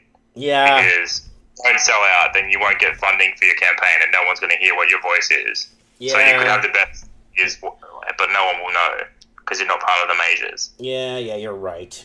That's why I dropped out of my city council race here. I was just getting destroyed by everybody, and I'm like, you know what? They're painting a picture of me that's not true, and you know what? Good luck, and I'm done. You know what I'm saying? Yeah. Yeah, I'm not going to deal with that. Screw that. I got a pregnant wife, another kid coming. You know what I'm saying? So let me see if I have any other articles here that could be pretentious to where your area is. So it said Melbourne's in a housing problem here too. Everyone's in a housing problem right now. I just we spoke to the other gentleman earlier who's saying in Western Australia, with the whole in Perth there and north of Perth where he was from, the housing was just ludicrous. It went up to $1 million and then went down to the mid 400,000s. Yeah, they tanked. Well, that would be like Port Hedland or something like that. Well, the thing is, they were so heavily dependent on resources, right? And they thought the resource market will go forever, right? And nothing goes forever, right? Yeah, but that if you're looking at resources, you've got to figure out who's buying your resources and whether they're going to continue to buy your resources. Right. Because if that's where all your demand is coming from, you got to figure out whether they've satisfied their demand by building or doing what's the purpose of what they're buying from you? Is it going into X? Is it going into what? Like That's what you could figure out, because you could just say, oh, there's always going to be demand, and then not know that, oh, we've finished building the buildings that we need to create. We don't need to buy iron ore anymore. And then as soon as that's finished, where are you getting your demand from? Right. And then it dries up, yeah. Okay, so before I'm gonna okay, did I ask you about Q4? So Q4, you gave us a little insight on spring sales. Nothing's happening. It's kind of dry there in Sydney. What do you predict for Q1 and 2 for 2019? Let us know. Tell us. What do you think? Well, I think 2019 is going to be even faster again in terms of declines, because the US will have raised rates again in December.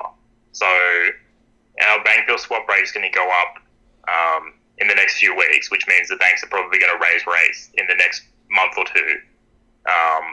And then by December, they'll have raised again. So January, February, they're going to raise rates. And refinance activity always peaks a month after the end of year and the end of financial year. So it's in February and July that refinance activity occurs the most.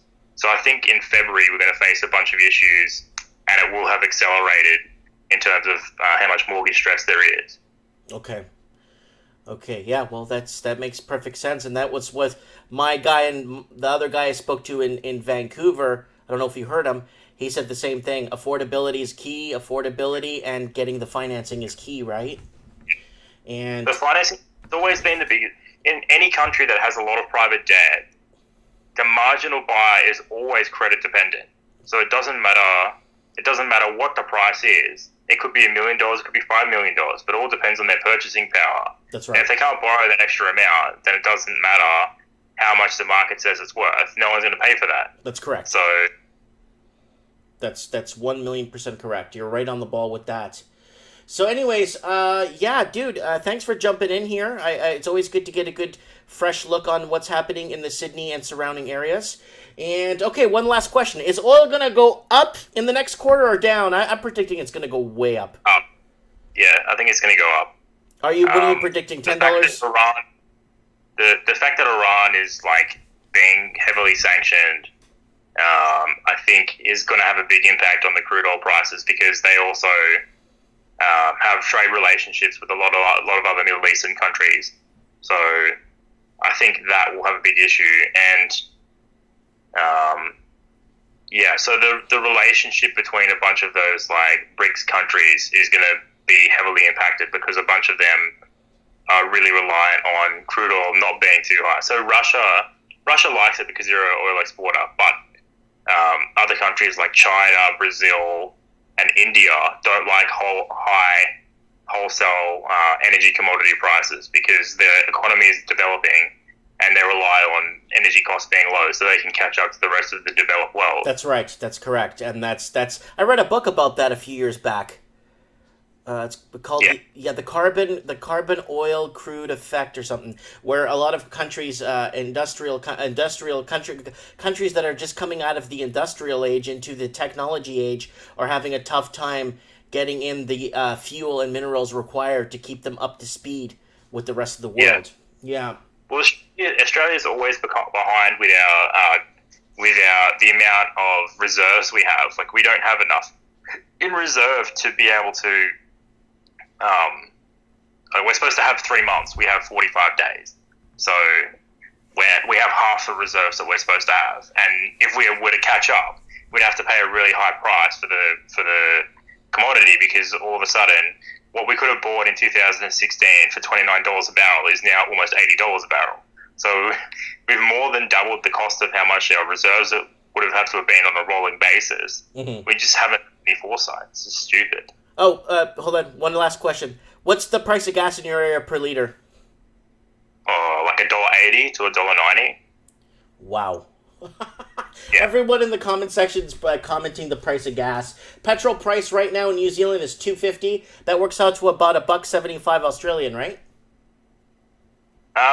Just let me do a bit of quick math here. That's about $1.75 Australian, which equates to $1.77. No. It's more like $2.25, $2.30. Whoa! It's like $2.20 Canadian a liter. Oh $2.30. My God, that's a lot of money for just gasoline, man. You're going to start seeing a lot of black market petrol going around, people stealing people's gas. Yeah, I think there'll be a lot of that, because there was a lot of that before the GFC as well. Like, when crude oil prices were going nuts, there was a lot of people that would steal fuel from like, the petrol station. So, yeah, that's been a big thing. Yeah. I'm trying to think, in Western Australia, because I remember when we were driving up, they have a bunch of, like, self-serve places, and they won't let you get fuel out until you've already paid for it. Yeah, that's what they here in Canada. There's the same thing. You got to pay for the fuel first and then they'll let you fill. Yeah. Yeah, that's how it was back in the '80s in downtown Detroit. But I guess it's spread all over the world. Yep. Yeah. All right, Andrew. It's an absolute pleasure having you on the show, buddy. I'm gonna have you on more often to get your thing. I'll have you on Mike in the Night. Maybe we could go over some political stuff that we could, we go over whatever you want to talk about. Yeah, whatever's happening in your neck of the woods or whatever, maybe we could talk about, but there's lots to talk about. So maybe we could talk about politics there, or whatever's happening in your neck of the woods is always appreciative. All right, absolutely. Okay. Thanks for having me on. Thank you, brother. Have a good night. Okay, bye. See ya. That's my man Andrew in Sydney, and he's always checking things out there on the ground. Very, very, very, very heavily educated, understands what's going on. Had him on the show a few weeks back. His show on replay is just, I think, in and around 3,000 or 2,600 views. Very popular. So Steve the Plumber's going to call into the show in a few minutes here. He just has to use the bathroom, so he's going to use the bathroom real quick. And, yeah, I'm really excited, guys. We're having a really good show tonight. Lots of, just lots of really good feedback we're having from everywhere. Oh, my God. Brother John sent $2. Wow, he just sent $2.95 through that power chat thingy. I appreciate that very much. Thank you so much. $2.95 a gallon US dollars here. Buy a gallon on me, Mike. I will definitely throw a gallon of gas in my vehicle on you, brother. Have a drink on me. Next time you're at a bar, have a drink on Mike Martins. But, okay. So, guys, I want to thank... Okay, there's a couple of people that want to remain anonymous. Two people. One person sent me quite a bit of money on PayPal. They sent me a tip. And kind of wrote a note explaining how they backed out of a sale, out of a deal in late 2017 in Sydney. Ended up getting into a divorce because he was considered chicken for not jumping into the market. He sent me a pile of money the other day. I really appreciate that. A lot. I mean, that's way more. I just expect 25 cents a dollar, right? But this guy sent me quite a bit of money, and he said, "Mate, you've saved me. My marriage failed, but I am not house broke. I didn't buy. I listened to your show." Basically, he said, "I listened to what you said. It made more logical sense than any other person out there that's been talking about buy. And if you don't buy in the market now, you'll never own type of thing, and that's a bunch of crap." So, I'm really happy. I'm really happy that's I just couldn't believe I couldn't believe. I could not believe he sent me that. I saw that. I thought I sold something on eBay. I thought I sold something big on eBay. I'm like, holy crap. Probably sold one of my old Magic cards or something, or old comic book or something. Then I check. Okay, there's no sales on. I didn't sell nothing on eBay in the last 2 hours. Where's this money coming from? That's bizarre. I check on PayPal, then someone sent, and then they left me a message. So his marriage got broken up because she didn't want to be with a wimp. Now he told me that the house has dropped in and around 180 to 250,000. He would have been underwater today. So he's happy about that. So he's very, very happy about that. So I don't know where Steve is. He said he's going to call into the show. Yeah, Faith Goldie, people commenting in the comments. I wish I had a bigger base, like a bigger, a bigger platform. But I'd probably, if I did have a bigger platform, they would have shut me down quick in a heartbeat long time ago. So it's better to say small, keep it... Who the hell is this? Who the hell is this? Hey, buddy, how you doing? Oh, surviving, trying to live the dream. Oh, let me tell you a quick story I just told. I don't know if you heard it. Buddy from Australia sent me a huge sum of money on my PayPal. And he listened to what I said back in late 2017. And it cost him his marriage, though. It cost him his marriage. But that property that they were going to buy is in and around $180,000 to $200,000 down if he was to buy it then. So he's in front of it because he naturally had to. He saved himself 200 large, and let's hope he breaks even, and he only has to give her 200 large. Yeah, I don't know. It was pretty bad. He said, you know what? I don't want to live as a slave, and you were right. And I guess one of my videos he saw, it inspired him. Yeah. So I guess that's what it was. So, okay, Steve, what's the story? What do you got for us? What's going on in the good old Greater Toronto area? Well, quite a bit is going on in Toronto. We have some interesting developments that have come to fruition. Things have really, really, really started to slow down from the private sector aspect of things. Private businesses. I've spoken to multiple people from cabinet companies to other trades to storefront shops, including yourself on the online business, and everybody has basically either said things have slowed right down, or someone's turned off the faucet, for lack of a better term, in the last 30 to 45 days. Things are really, really, really, really slow. Nobody's spending any money. The confidence has gone out the window, and people are really, bunkering down. I think there's an overwhelming sense of insecurity within the economy, especially within the Greater Toronto area. And I also think those people, or many people, are just not able to spend any more money because they don't have it. The cost of borrowing money is going up and will continue to rise. It's widely anticipated and expected that the Bank of Canada will raise interest rates very shortly. Well, they don't have a choice. Well, they don't, especially now today that the Feds, the U.S. Feds, now raised interest rates yet again. Well, they have to. The U.S. Feds are they've been building this aggregation against this coming crash. They've been building this wall up for the last year, Steve. Yeah, I wholeheartedly agree. So last week, I came on the show and I started to talk about this. And as you start to talk to other people, it just amplifies the situation. So I don't want to sound like a broken record, but to be honest with you, Mike, a lot of people that are older than you and I have seen this movie once before, and all signs point that we are in a recession. Not going into a recession, we are already in a recession. Things are receding. People are cutting back right, left, and center.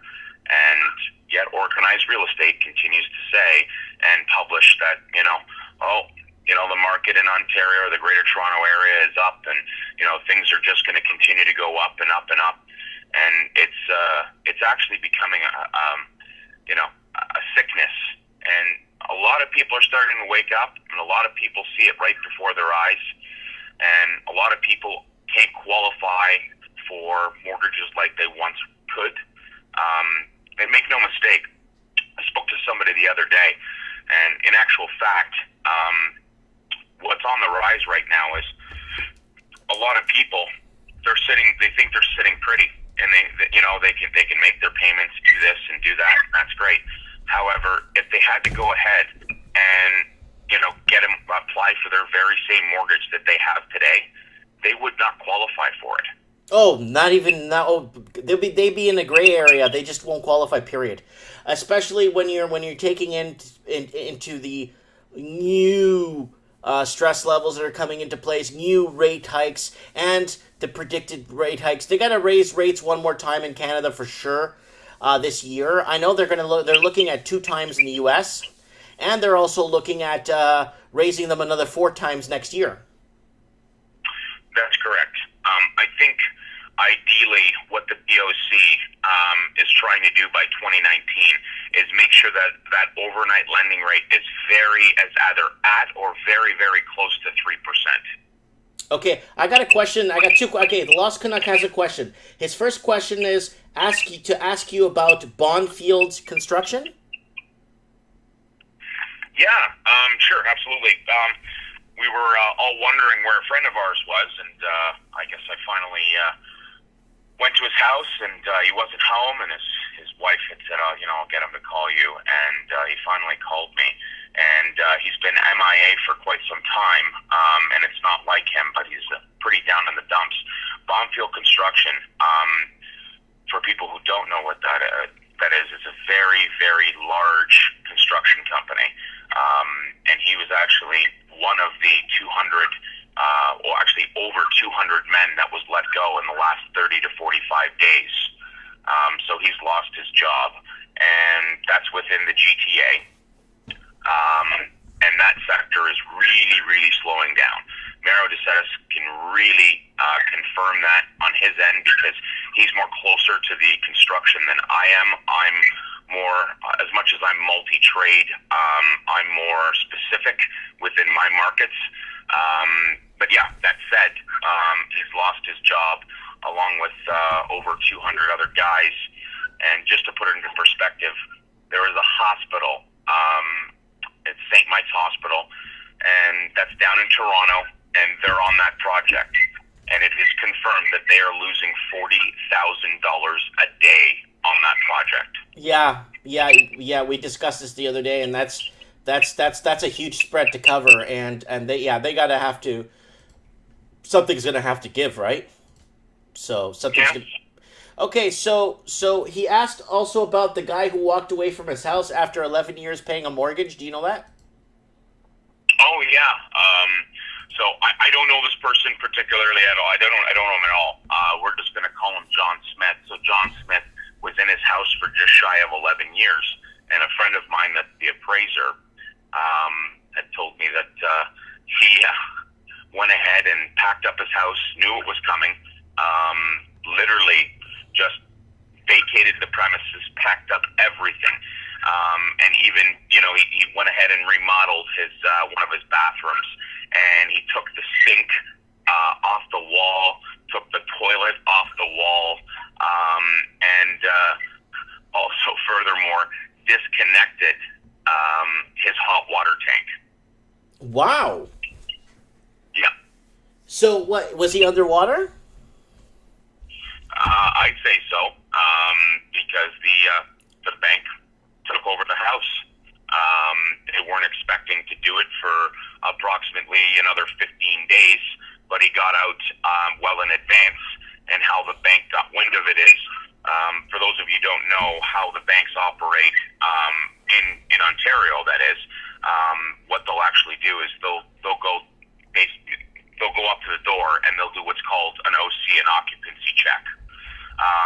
They'll check the mailbox, they'll look in the house, so on and so forth. And as soon as the mortgage is in arrears, they start doing this. Mm-hmm. Because this is a habit of somebody, they would demonstrate this, they would, abandon the property, so to speak. And naturally, they have to go in and secure the house, turn off the water, drain, all the water lines. If it is in the dead of winter, they'll go ahead and they'll winterize the house, make sure the furnace is working, so on and so forth. I got an article here. It's very important, and I need to bring this to your attention. It was posted a couple of hours ago. And it says, GTA home sales shake off very dark period from the Toronto Star. The Toronto area's high-priced housing market is climbing again with double-digit sales. Gains this summer expected to continue through the fall, according to two real estate company reports. What the hell is this? You know what? You just said it. Two real estate companies' reports. You know what? If I owned a real estate brokerage or I was involved in organized real estate, I would be saying the same thing. Okay, I'd be forced to say the same thing because I got to eat. But regrettably, the numbers don't lie. But why? Especially. But why are they picking up this crap story for? It's bought and paid for, Mike. Yeah, you're right. Yeah, I forgot about that. Yeah, I mean the Toronto Star. Yeah, if I want to say something, and you know it's not going to really hurt anybody, and I'm an organization or you know something along those lines, or better yet, you know I'm a columnist or something along those lines, and I need a story. I'm going to put it out to 100 different brokerages and say we want to interview you, and we're going to put you on this story, and you know. This is how much it's going to cost you to have your name, you know, put online or, you know, printed, so on and so forth, whatever, you know, verbal diarrhea you want to come up with. Yeah. Okay, next article. Richmond Hill tops the list of most unaffordable housing markets in Ontario. Posted 2 hours ago. I agree with that. And Richmond Hill has come down in value significantly, along with the surrounding areas of Thornhill, Markham, Aurora, Vaughan. They're all down. You forgot to mention Woodbridge. You forgot to mention Woodbridge. Well, Woodbridge is Vaughan to me. I mean, okay, fine. You know, okay, fine. Yeah. Okay, let me read a little bit of the article. Richmond Hill is the least affordable market to buy a house in Ontario, and Thunder Bay is the most economical, according to the latest ranking of provinces' housing markets. Again, real estate company Zoocasa calculated the required salary needed to buy an average price home using August numbers from local real estate boards in 28 major Ontario markets, assuming 20% down payment with 3.14% mortgage rate and a 30-year amortization, and compared it to the actual median household income in those regions. So, wow. What that tells me is prices are still too high. Prices have to come down. Yeah. It defies all logic. Anybody who thinks prices will continuously go up is either way out to lunch or, you know, drinking way too much of the Kool-Aid. Real estate markets function in a certain way, and you have to understand how a market, you know, how real estate functions altogether. And they will go up, they will go down. But this irrational exuberance based on both foreign and domestic speculation and interest rates staying at an all-time low for way too long has created this false sense of entitlement to start and a false sense of security. A house, I've said it once before, I've said it 100 times, a house is only worth what the population or prospective buyers can not only afford but qualify for. That's right. That's right. So it says here, the honor top spot goes to the residential Toronto suburb of Richmond Hill. It has an average home price of $999,311 and the median household income of $88,353, according to Statistics Canada. The income required to afford an average home in Richmond Hill is $136,315, meaning that although the median income is well over the provincial average of $74,287, homeowners are nearly $50,000 in addition to the median annual income in responsibly purchase a home. Wow. Yeah. So that's what's happening, and what's really scary. What's scaring me the most about this is that a lot of the people jumping on the cheaper what do you call it, stock, and picking up the condos and townhouses because they are economically cheaper in a way, but then later on hoping to sell for more and then move up to a house. But that's not happening right now. So a lot of people are jumping on the cheaper product, trying to still get on the market because FOMO is still alive and well.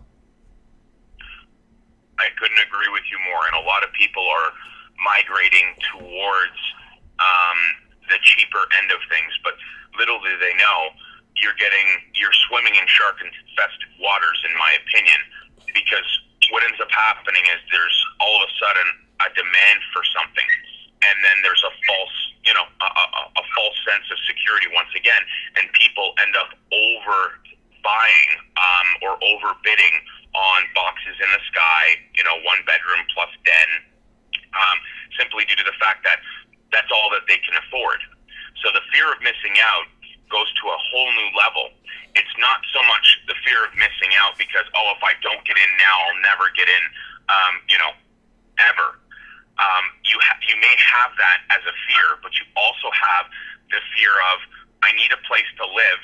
If I don't buy this, what'll end up happening is I'll continue to rent, and then all of a sudden, I'm going to be not only priced out of the market, but all my money is going down the drain. Now, that's because there's a negative connotation still to this day on renting. Renting is a great thing. Renting is there not just to service the people that don't have a down payment. Renting is there so that people can actually go ahead, have a place to live, identify where the market's at, and make their decisions to buy strategically. Well, they're sideliners. They sideline. They make the people that usually sideline buying stocks, buying homes, buying any investments are always sidelining, waiting for the best time to jump on the market, right? So. Yes. So let's go to the other side of the coin. The most affordable market is Thunder Bay, has an average home price of $227,750, and a median household income is $66,163. More than twice the $31,067 income needed to comfortably buy a house there. Sudbury, Ottawa, Whitby, Waterloo rounded the 5 most affordable cities. All had surpluses of more than $15,000 between median and required income. Yeah, that should be a good indication of, healthy markets to a certain degree. However, I can confirm that Waterloo is getting, pretty pricey. There are certain areas that are way out to lunch.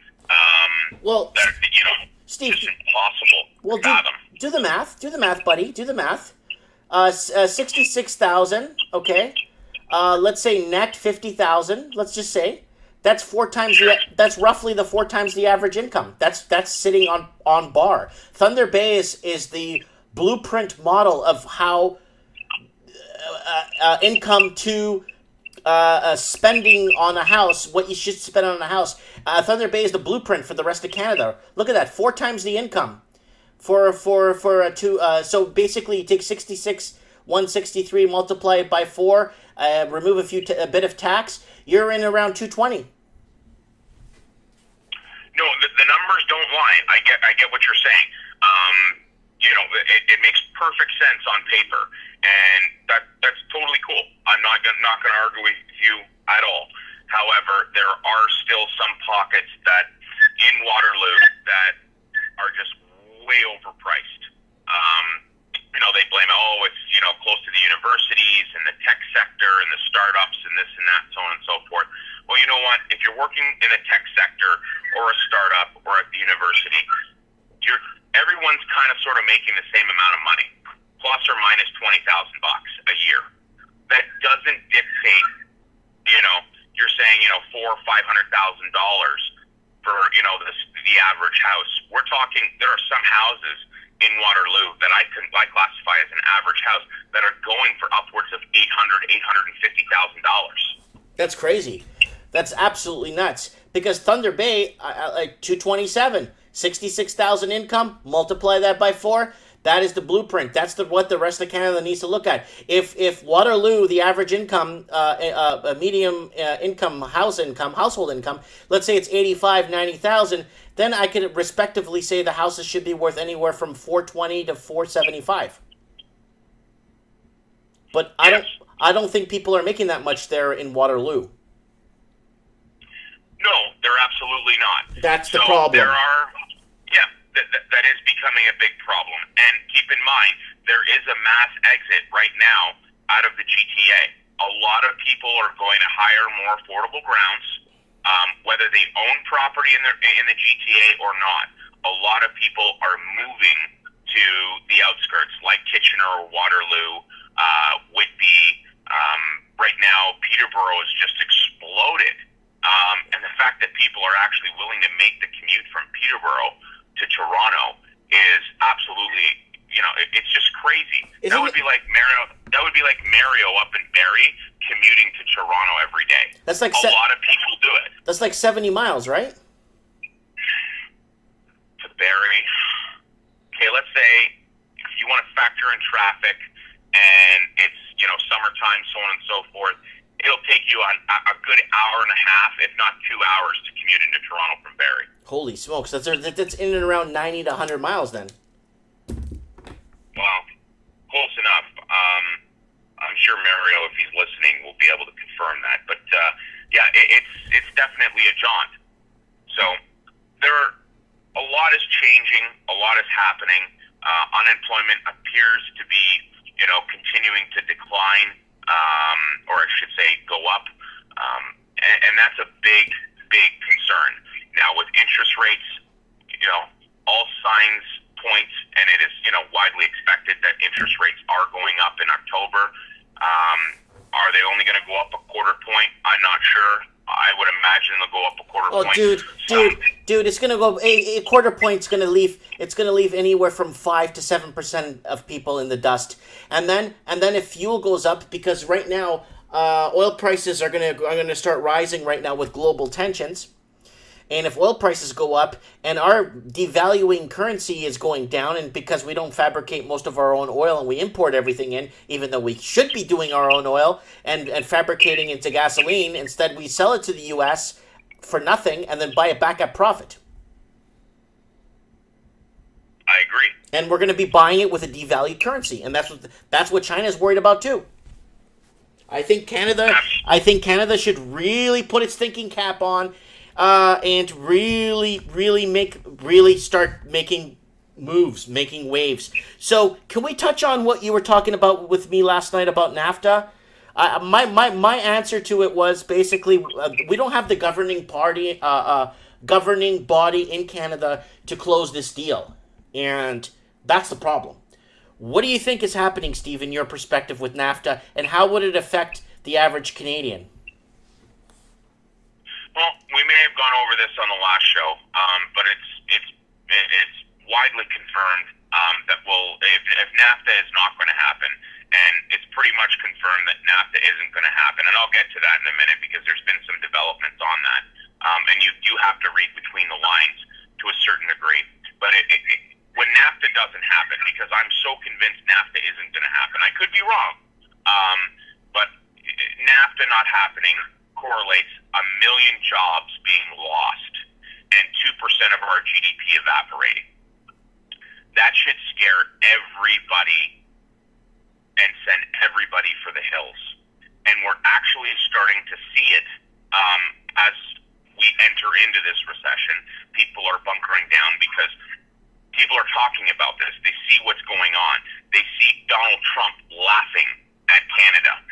They see our drama teacher for a prime minister going ahead and not putting on his big boy pants and standing his ground like he's got an AK-47 in his hand and Donald Trump has a knife. It's the other way around, ladies and gentlemen. Let's be real here. Donald Trump is not going to go ahead, despite what his counterparts and everybody wants to see Canada included in the NAFTA deal with Mexico and the U.S. He's not going to do it if concessions aren't made.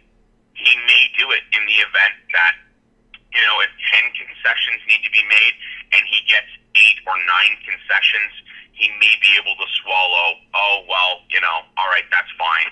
I'll be a gentleman and give in on the 1% aspect of things. But I just don't see it happening. And our prime minister is lying, flat out lying, or Donald Trump's lying with respect to a private meeting being requested by our prime minister and Donald Trump, basically declining it.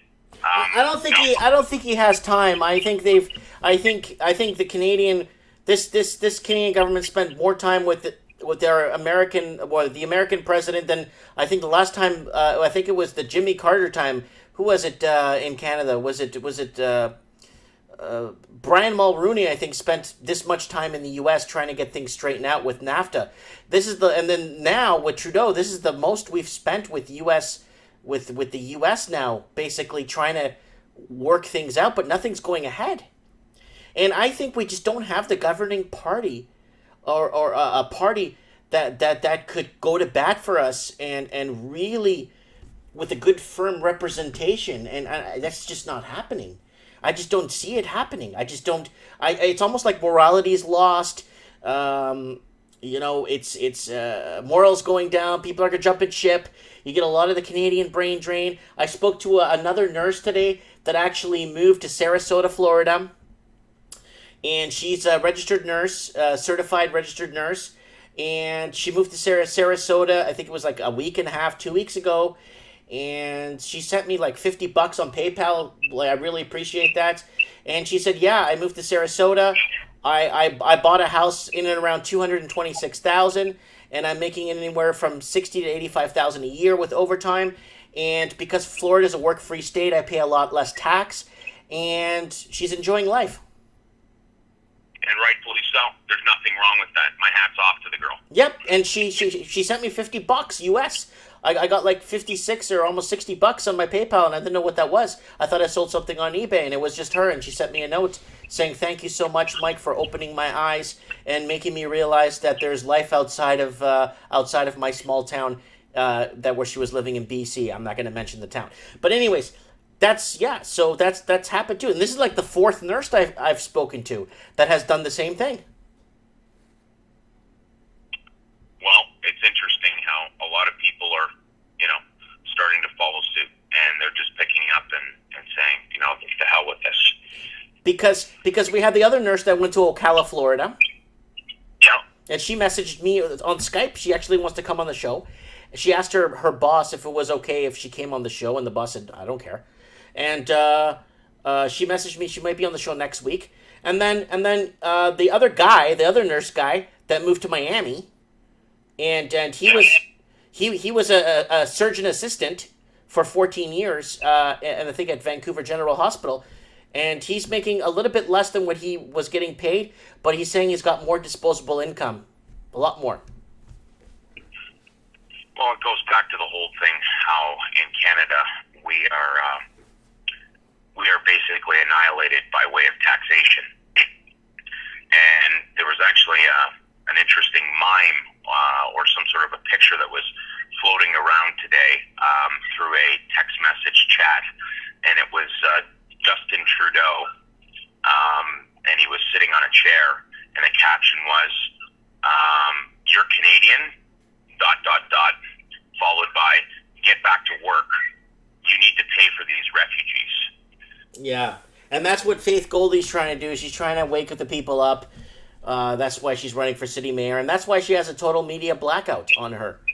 And like I said, it's the silent majority that's gonna decide what's gonna happen going forward. I think the whole liberal, far left liberal, there's liberals out there, but the far left liberal, mushy, hurting my feelings people, I think they're just not gonna. They won't get voted in anymore. Like, remember that mayor that took down the statue of John A. Macdonald? Yes. She's finished, so she's gone. So you see what I'm saying? There's the whole liberal mushy feelings left. I think everyone's woken up to it. I don't think they'll stand a chance anymore. What do you think, Steve? Sorry, you cut out there, Mike. What did you say? Do you think the liberals stand a chance now after all this that's been going on? This whole mushy feelings left party, do you think the far left, I'm saying, do you think they stand a chance in the next election? Well, I think a big eye-opener was, the short answer to your question is no, I don't think so. However, the Conservatives need to get their butt in gear. And it's a shame that Max has left because I really like a lot of things that he has to say. I don't want to get too political. All I know is I think when, politics will be politics. But that lady from, I believe it's Aurora Richmond Hill, when she crossed the floor and literally mopped her tracks with Trudeau's face, and basically said point blank, this is just not cool anymore, and really, really just stepped on him and dragged him right through the mud. That was a huge, huge eye-opener for a lot of people. And she basically just wasn't happy with what she saw, and rightfully so.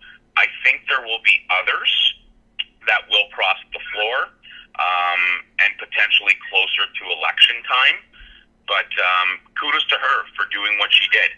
I think it's fantastic. But to answer your question, I don't believe that the Liberals will be in power for very much longer. I think we have lost a lot of confidence with respect to Justin Trudeau running the country.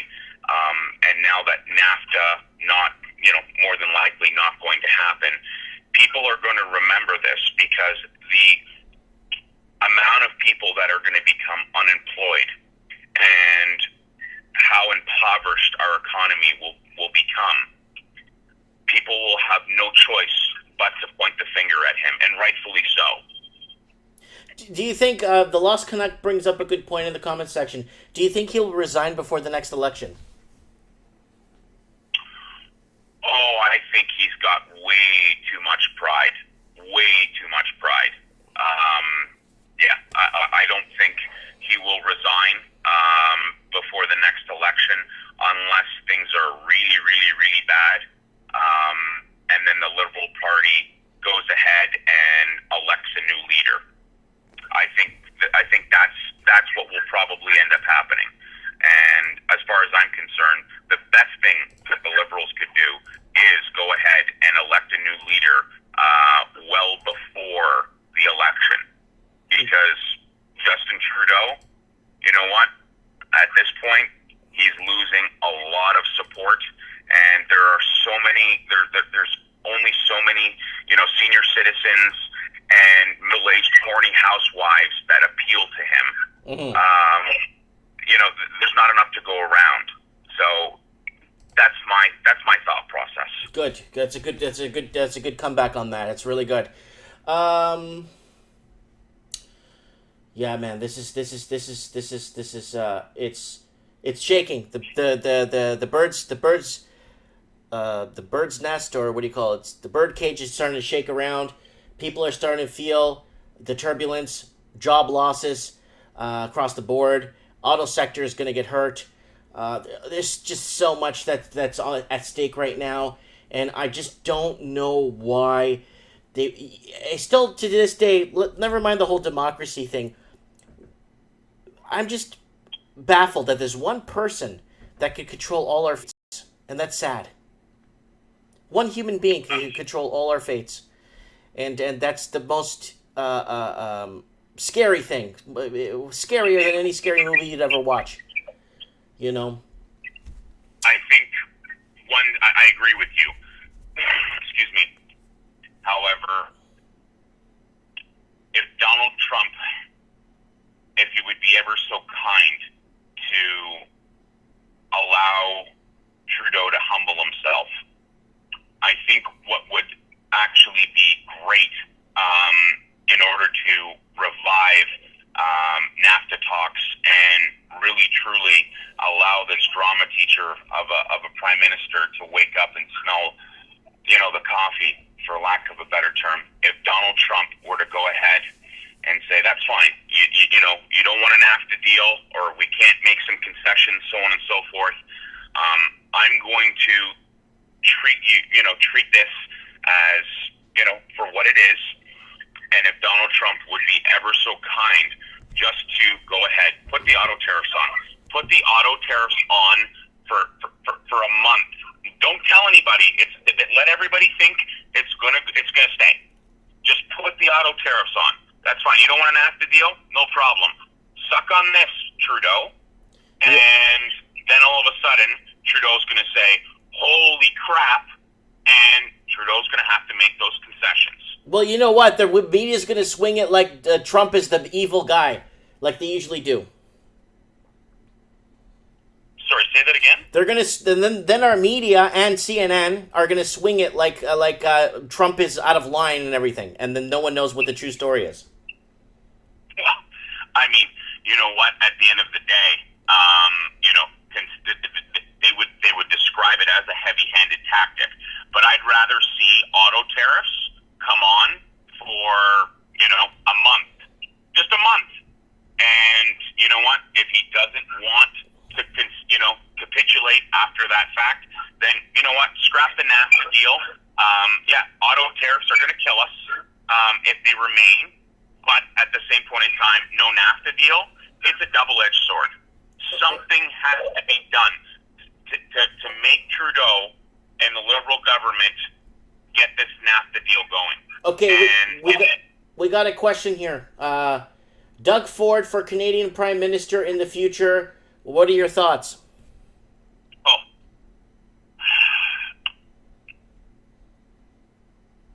Well, oddly enough, he's more qualified to run the country than our current Prime Minister.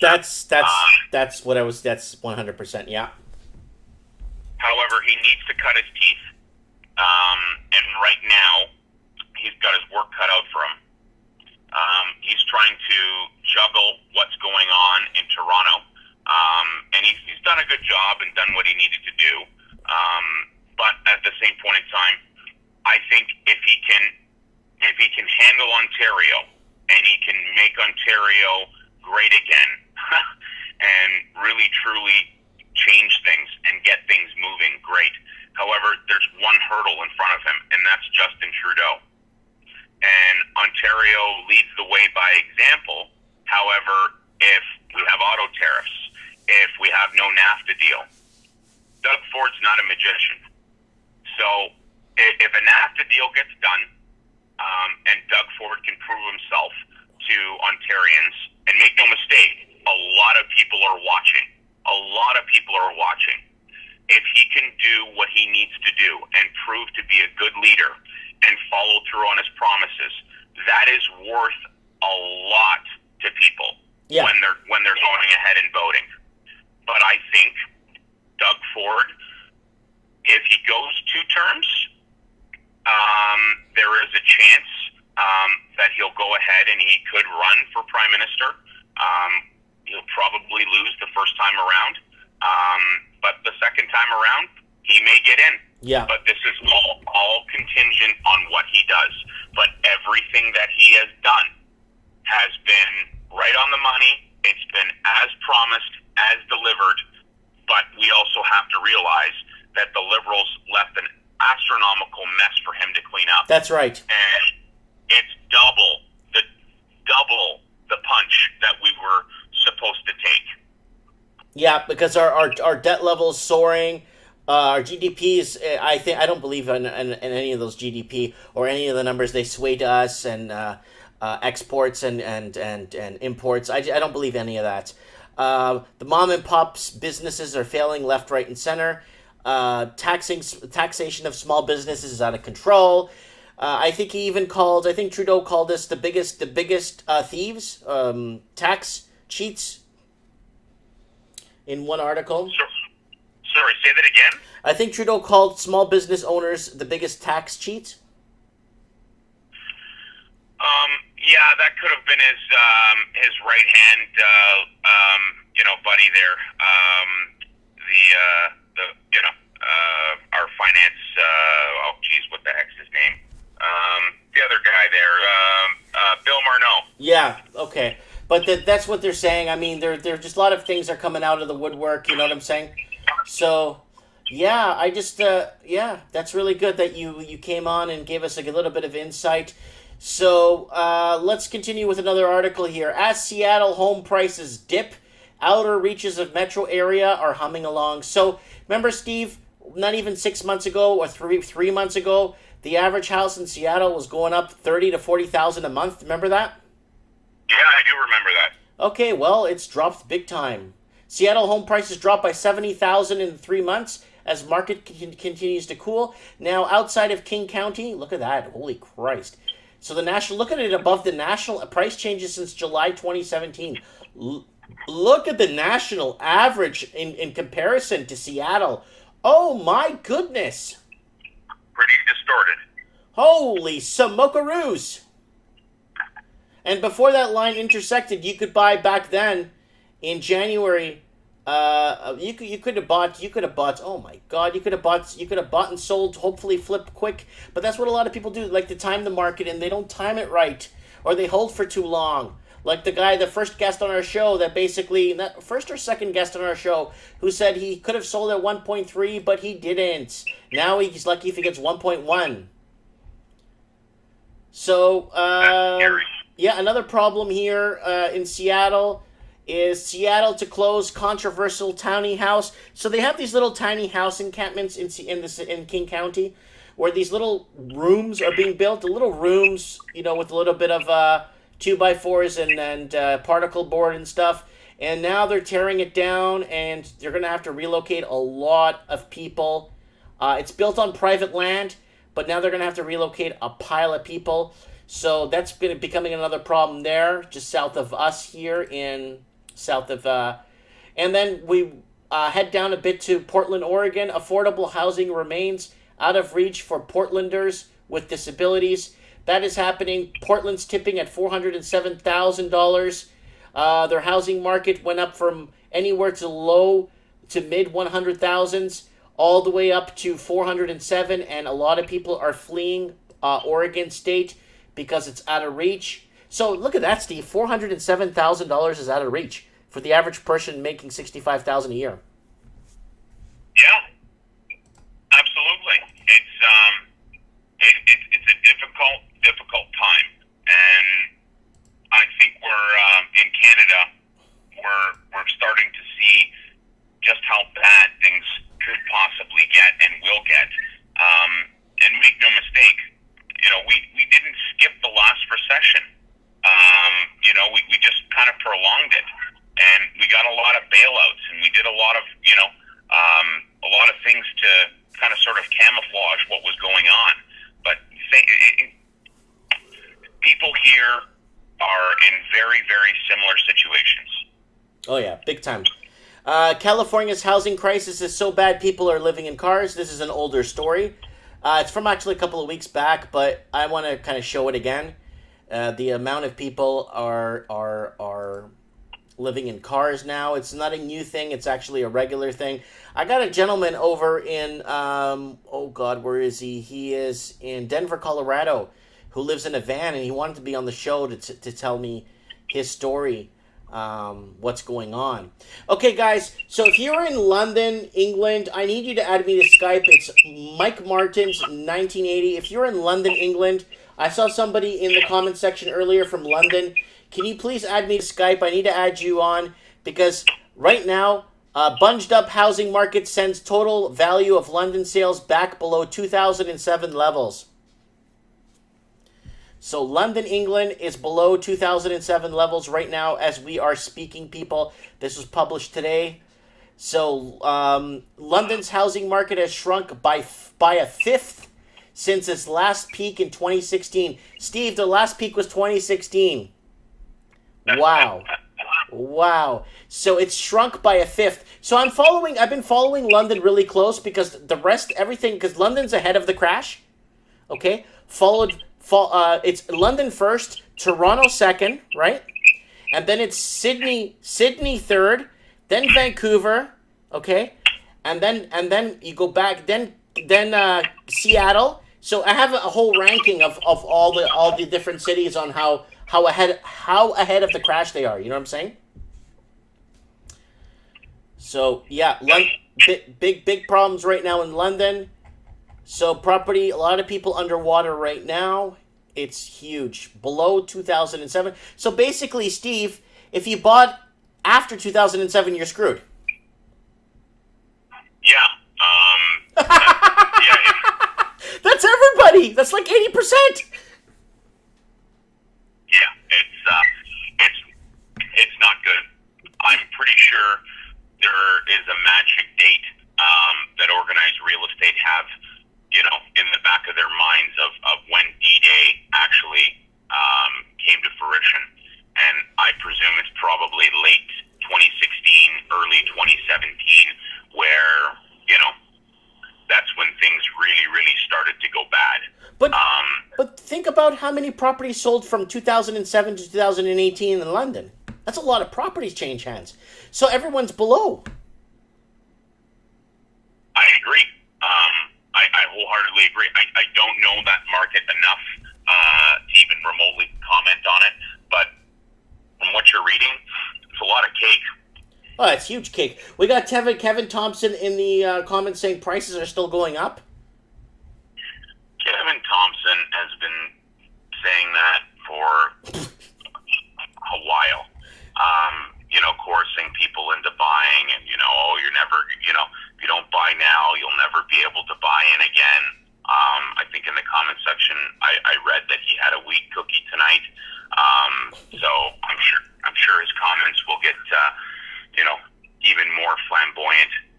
But make no mistake, Kevin Thompson is from Oakville, Ontario, from what I know.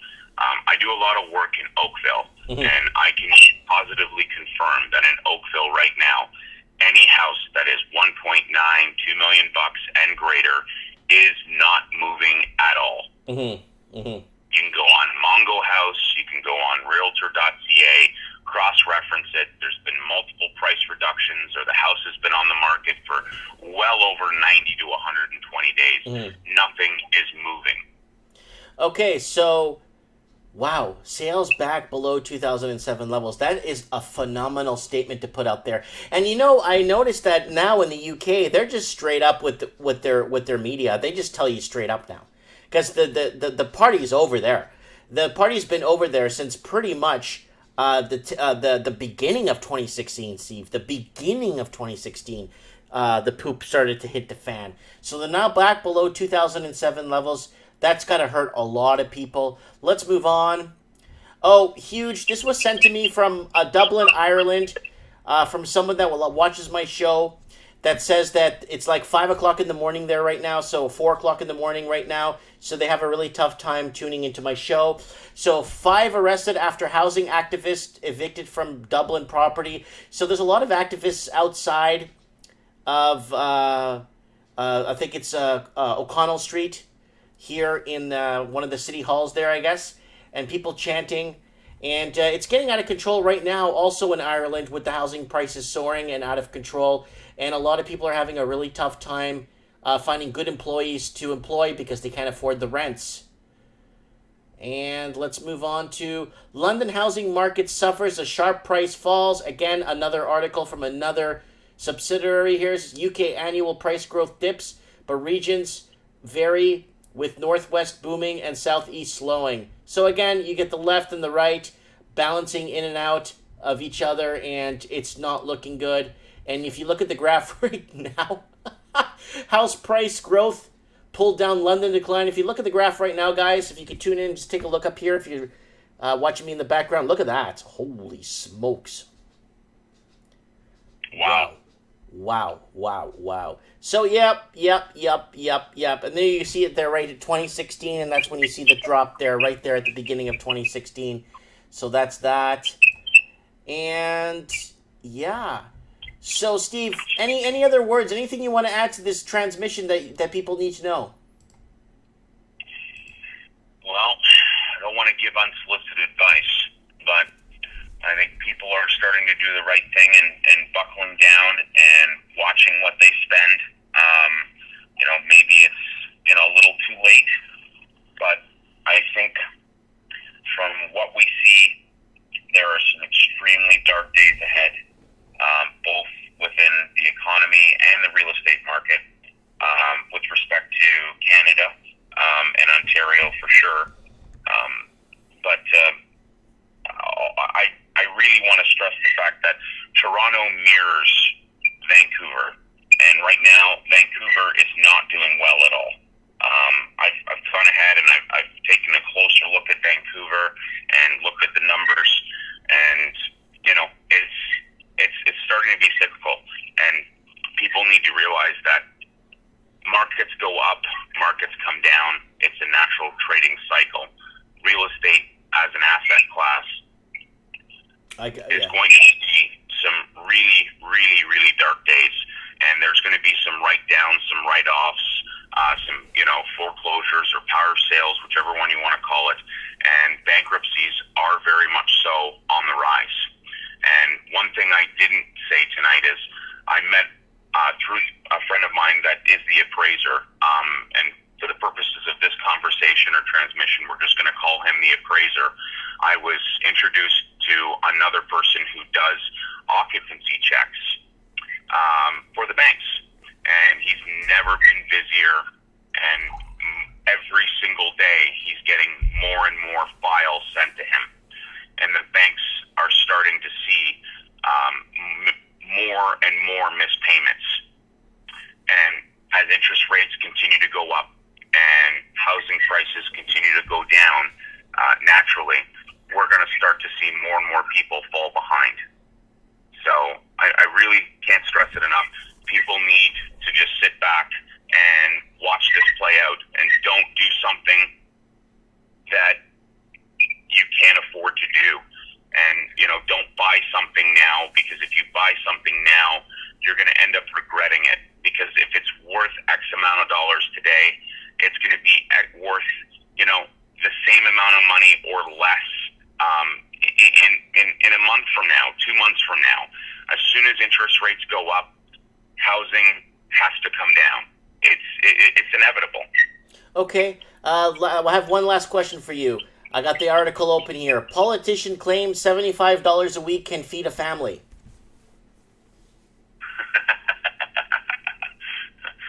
Well, sorry, who said this? It's one of our politicians actually said this. A Canadian politician has come out under fire for claiming it is possible to feed a family of 3. Sorry, I thought it was family of 4 on just $75 a week. Were they shopping at the food bank? I don't know, but it's $75 a week. Hold on a sec. But what if she's trying to say a family of gerbils or a family of dogs or something? I don't think you could feed a family of dogs for $75 a week in dog food. I don't think. Huh? So let's put this into perspective. Okay, a family of 3. Okay, how much is a pack of Kraft dinner, Mike? I think it's $1.25 now. It went up. It's close to $2 now. It's very pricey here. Yeah. Yeah. Okay. So on average, it's about $2. You're right on the money. Okay. So a family of 3. Let's say you need 2 boxes in order to feed a family of 3. Okay. And then you need something to drink with it. Okay. So let's just say, for argument's sake, it's going to cost you 2, 4. And then, what, you want to throw in $3 for a couple of drinks? Sure. So you're at $7, okay? And you're going to eat 3 meals a day, okay? Mm-hmm. So this is on the low end, of course. So 7 times 3 is 21. Now, do the math. I'm pretty sure you can't do that for 7 days and get by on $75.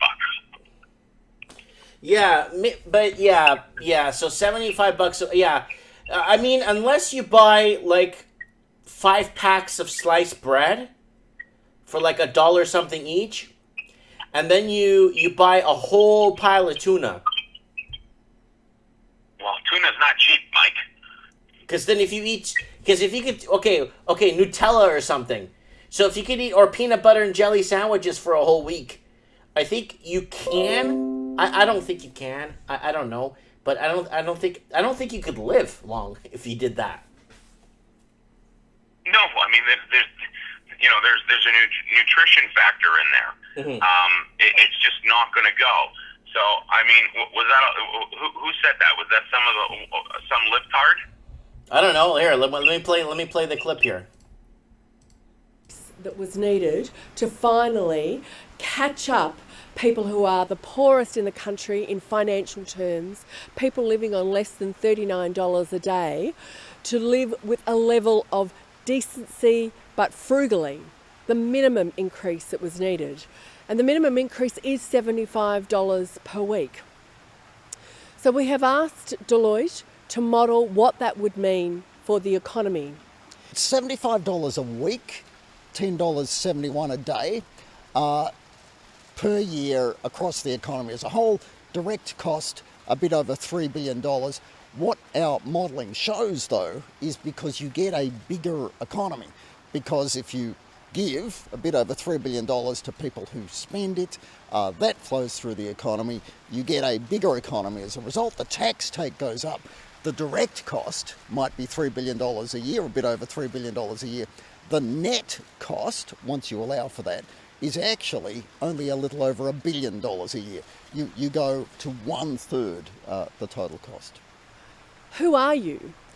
You are, almost 50% of you have been living on New Start for over 12 months and you're over 45 years of age. You are a person who has a disability, who is no longer eligible for the disability support pension. She sounds Australian, but the problem is it says here, a Canadian politician has come under fire for claiming it is possible to feed a family of 3 on just $75 a week. Quebec Liberal leader, oh, you're right. Quebec Liberal leader Philippe Couillard made a comment in an interview with a radio station last Thursday saying it is simply required a lot of work and an eye for bargains. So basically you got to work 3 times as hard to stretch that $75 and have an eye open for bargains. Yeah, sounds to me like,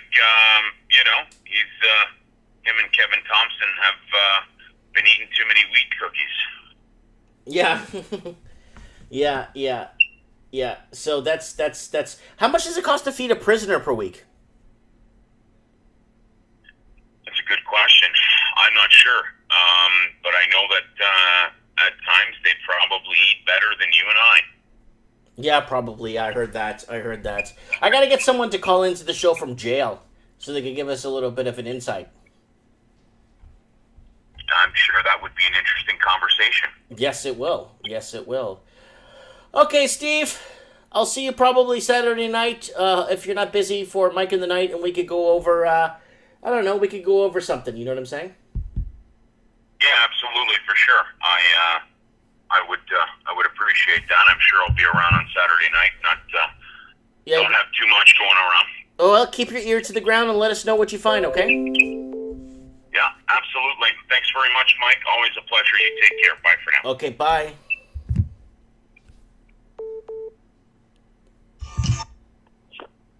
Who the hell is this? Hey, it's Rex. Rex, what's up, buddy? I'm still live. How are you? Are you okay? Oh yeah, I'm good. I just called to to talk. A lot of people have called me this evening, and they're like, great show. So yeah, no, it's it's very straightforward. It's happening in every English-speaking country, and it's been happening for a long time. And has your property sold yet? No, we noticed that you have 100 simultaneous users at a time. That's good. Well, that just shows just going to grow. Well, yeah. Well, hopefully, because you know what? We have really good guests on the show. I need you to weigh in on this. Politician claims $75 a week can feed a family. No. $75, what's a family? A family today, an average family is what? A man and a husband and a wife and 2 children.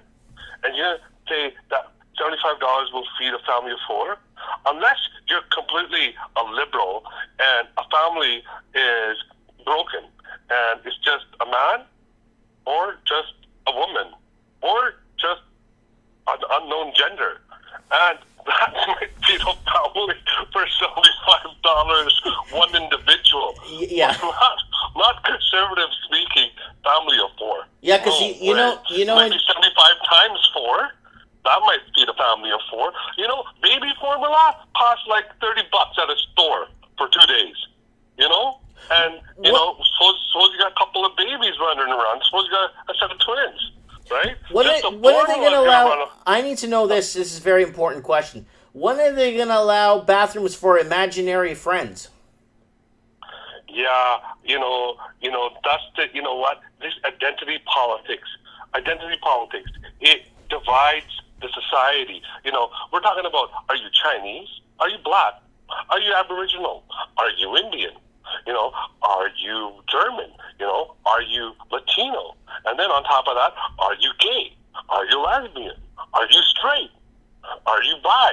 And then on top of that, do you support guns? Do you not support guns? And then on top of that, individualism. It's all about breaking. It's all about dividing, destroying the unity. Remember back in the day, America used to stand for united we stand, divided we fall. These identity politics, it throws in a division. Divided, the USA will fall with these identity politics. And that's what you know who said that, right?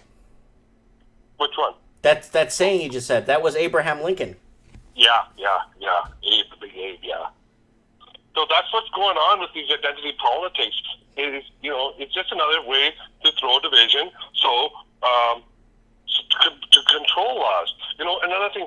Families are very important. Families is a structure for a community, and the community then falls into the city. The city falls into the country, and then what happens is that's what makes a country powerful.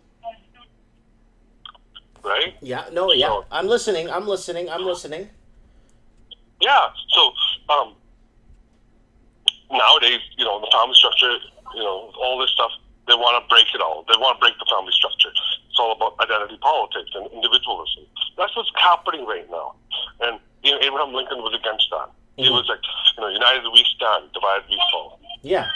And remember what Ronald Reagan used to say, if you believe in liberty, vote for me. Yeah, exactly. Right?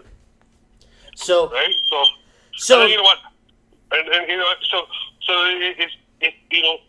who's controlling who? Like, who's making these identity politics?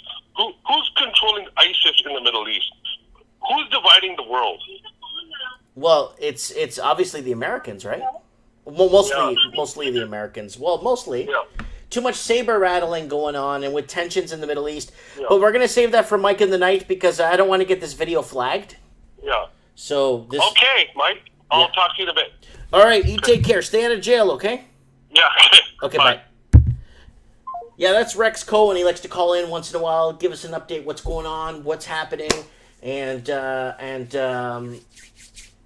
yeah, guys. Oh my God, I am so tired. I've 2 hours and 37 minutes, guys. Don't forget to join me Saturday night for Mike in the Night. We're gonna have our truth analyst Evan from Hong Kong. Hopefully, he could be on the show. We're gonna go over what's happening with these, just what's happening in general. We're gonna pick out a few really good topics for you guys, and we're gonna. Our truth analyst, Evan, will be on. And I think I'm going to get that guy in from Detroit. Hopefully he could be on the show. Who worked in the auto sector for many years and then end up now his pension's been cut back like 13 times. Then hopefully we could get, some really cool... I hope I get that nurse in that watched my show that from Canada that moved down to Sarasota, Florida. Or the one from Ocala too. I'd like to have her on the show too, but Ocala, Florida too. So, yeah, guys, it's an open world out there. Get out, experience, get to know. Ask questions. Ask more than what you need. Ask more than what ask. Just keep asking. Always learn. Open your door. Open yourself to opportunities and stop. I just hate this isolation and antisocial cities and people just living in their own cocoon bubbles on social media. So anyways, guys, we have Kevin Thompson. Guys, we need to have Kevin Thompson on the show. It is crucial that we it's crucial that we have him on the show. We need him on the show Because he's telling everyone to buy, and we need to know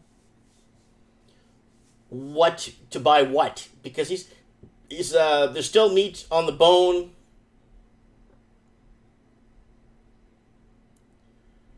So, De Silva saying, hey, Mike, $75 a week and buy a lot of papash. You know papash, right? Yeah, papash. I used to have that when I was a kid.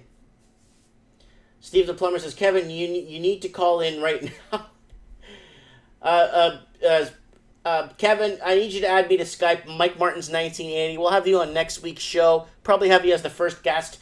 We need to know what's going on in your neck of the woods and how you're making so much return and so much yield on your one property you bought back in, I don't know, last year or something. Let us know. I want the Russian guy, but the Russian guy flagged my video. He was mad at me. He calls me out. I make a video about it, and then he flags my video. It's like, hello? You're going to get called out. You want to call me out? Hey, man, I'm going to call you right back out quick in a heartbeat. And then you go ahead and flag me. Anyways. Guys, thanks for joining in. We reached up to 100 people watching at one time. That is the first time I have ever done that. Thank you so much for noticing. A lot of people noticed that. And I'm very happy. A lot of people are using the tip jar, guys. So if you're on PayPal, if you want to send me $1 or $2, I'd be really quite appreciated. Because it works out to about 12 cents an hour. Working on YouTube, so let me know what you guys think. Comment below, guys. So much appreciated with all our guests from all over the English-speaking world. I'll see you guys Saturday for Mike in the Night. Thanks for watching.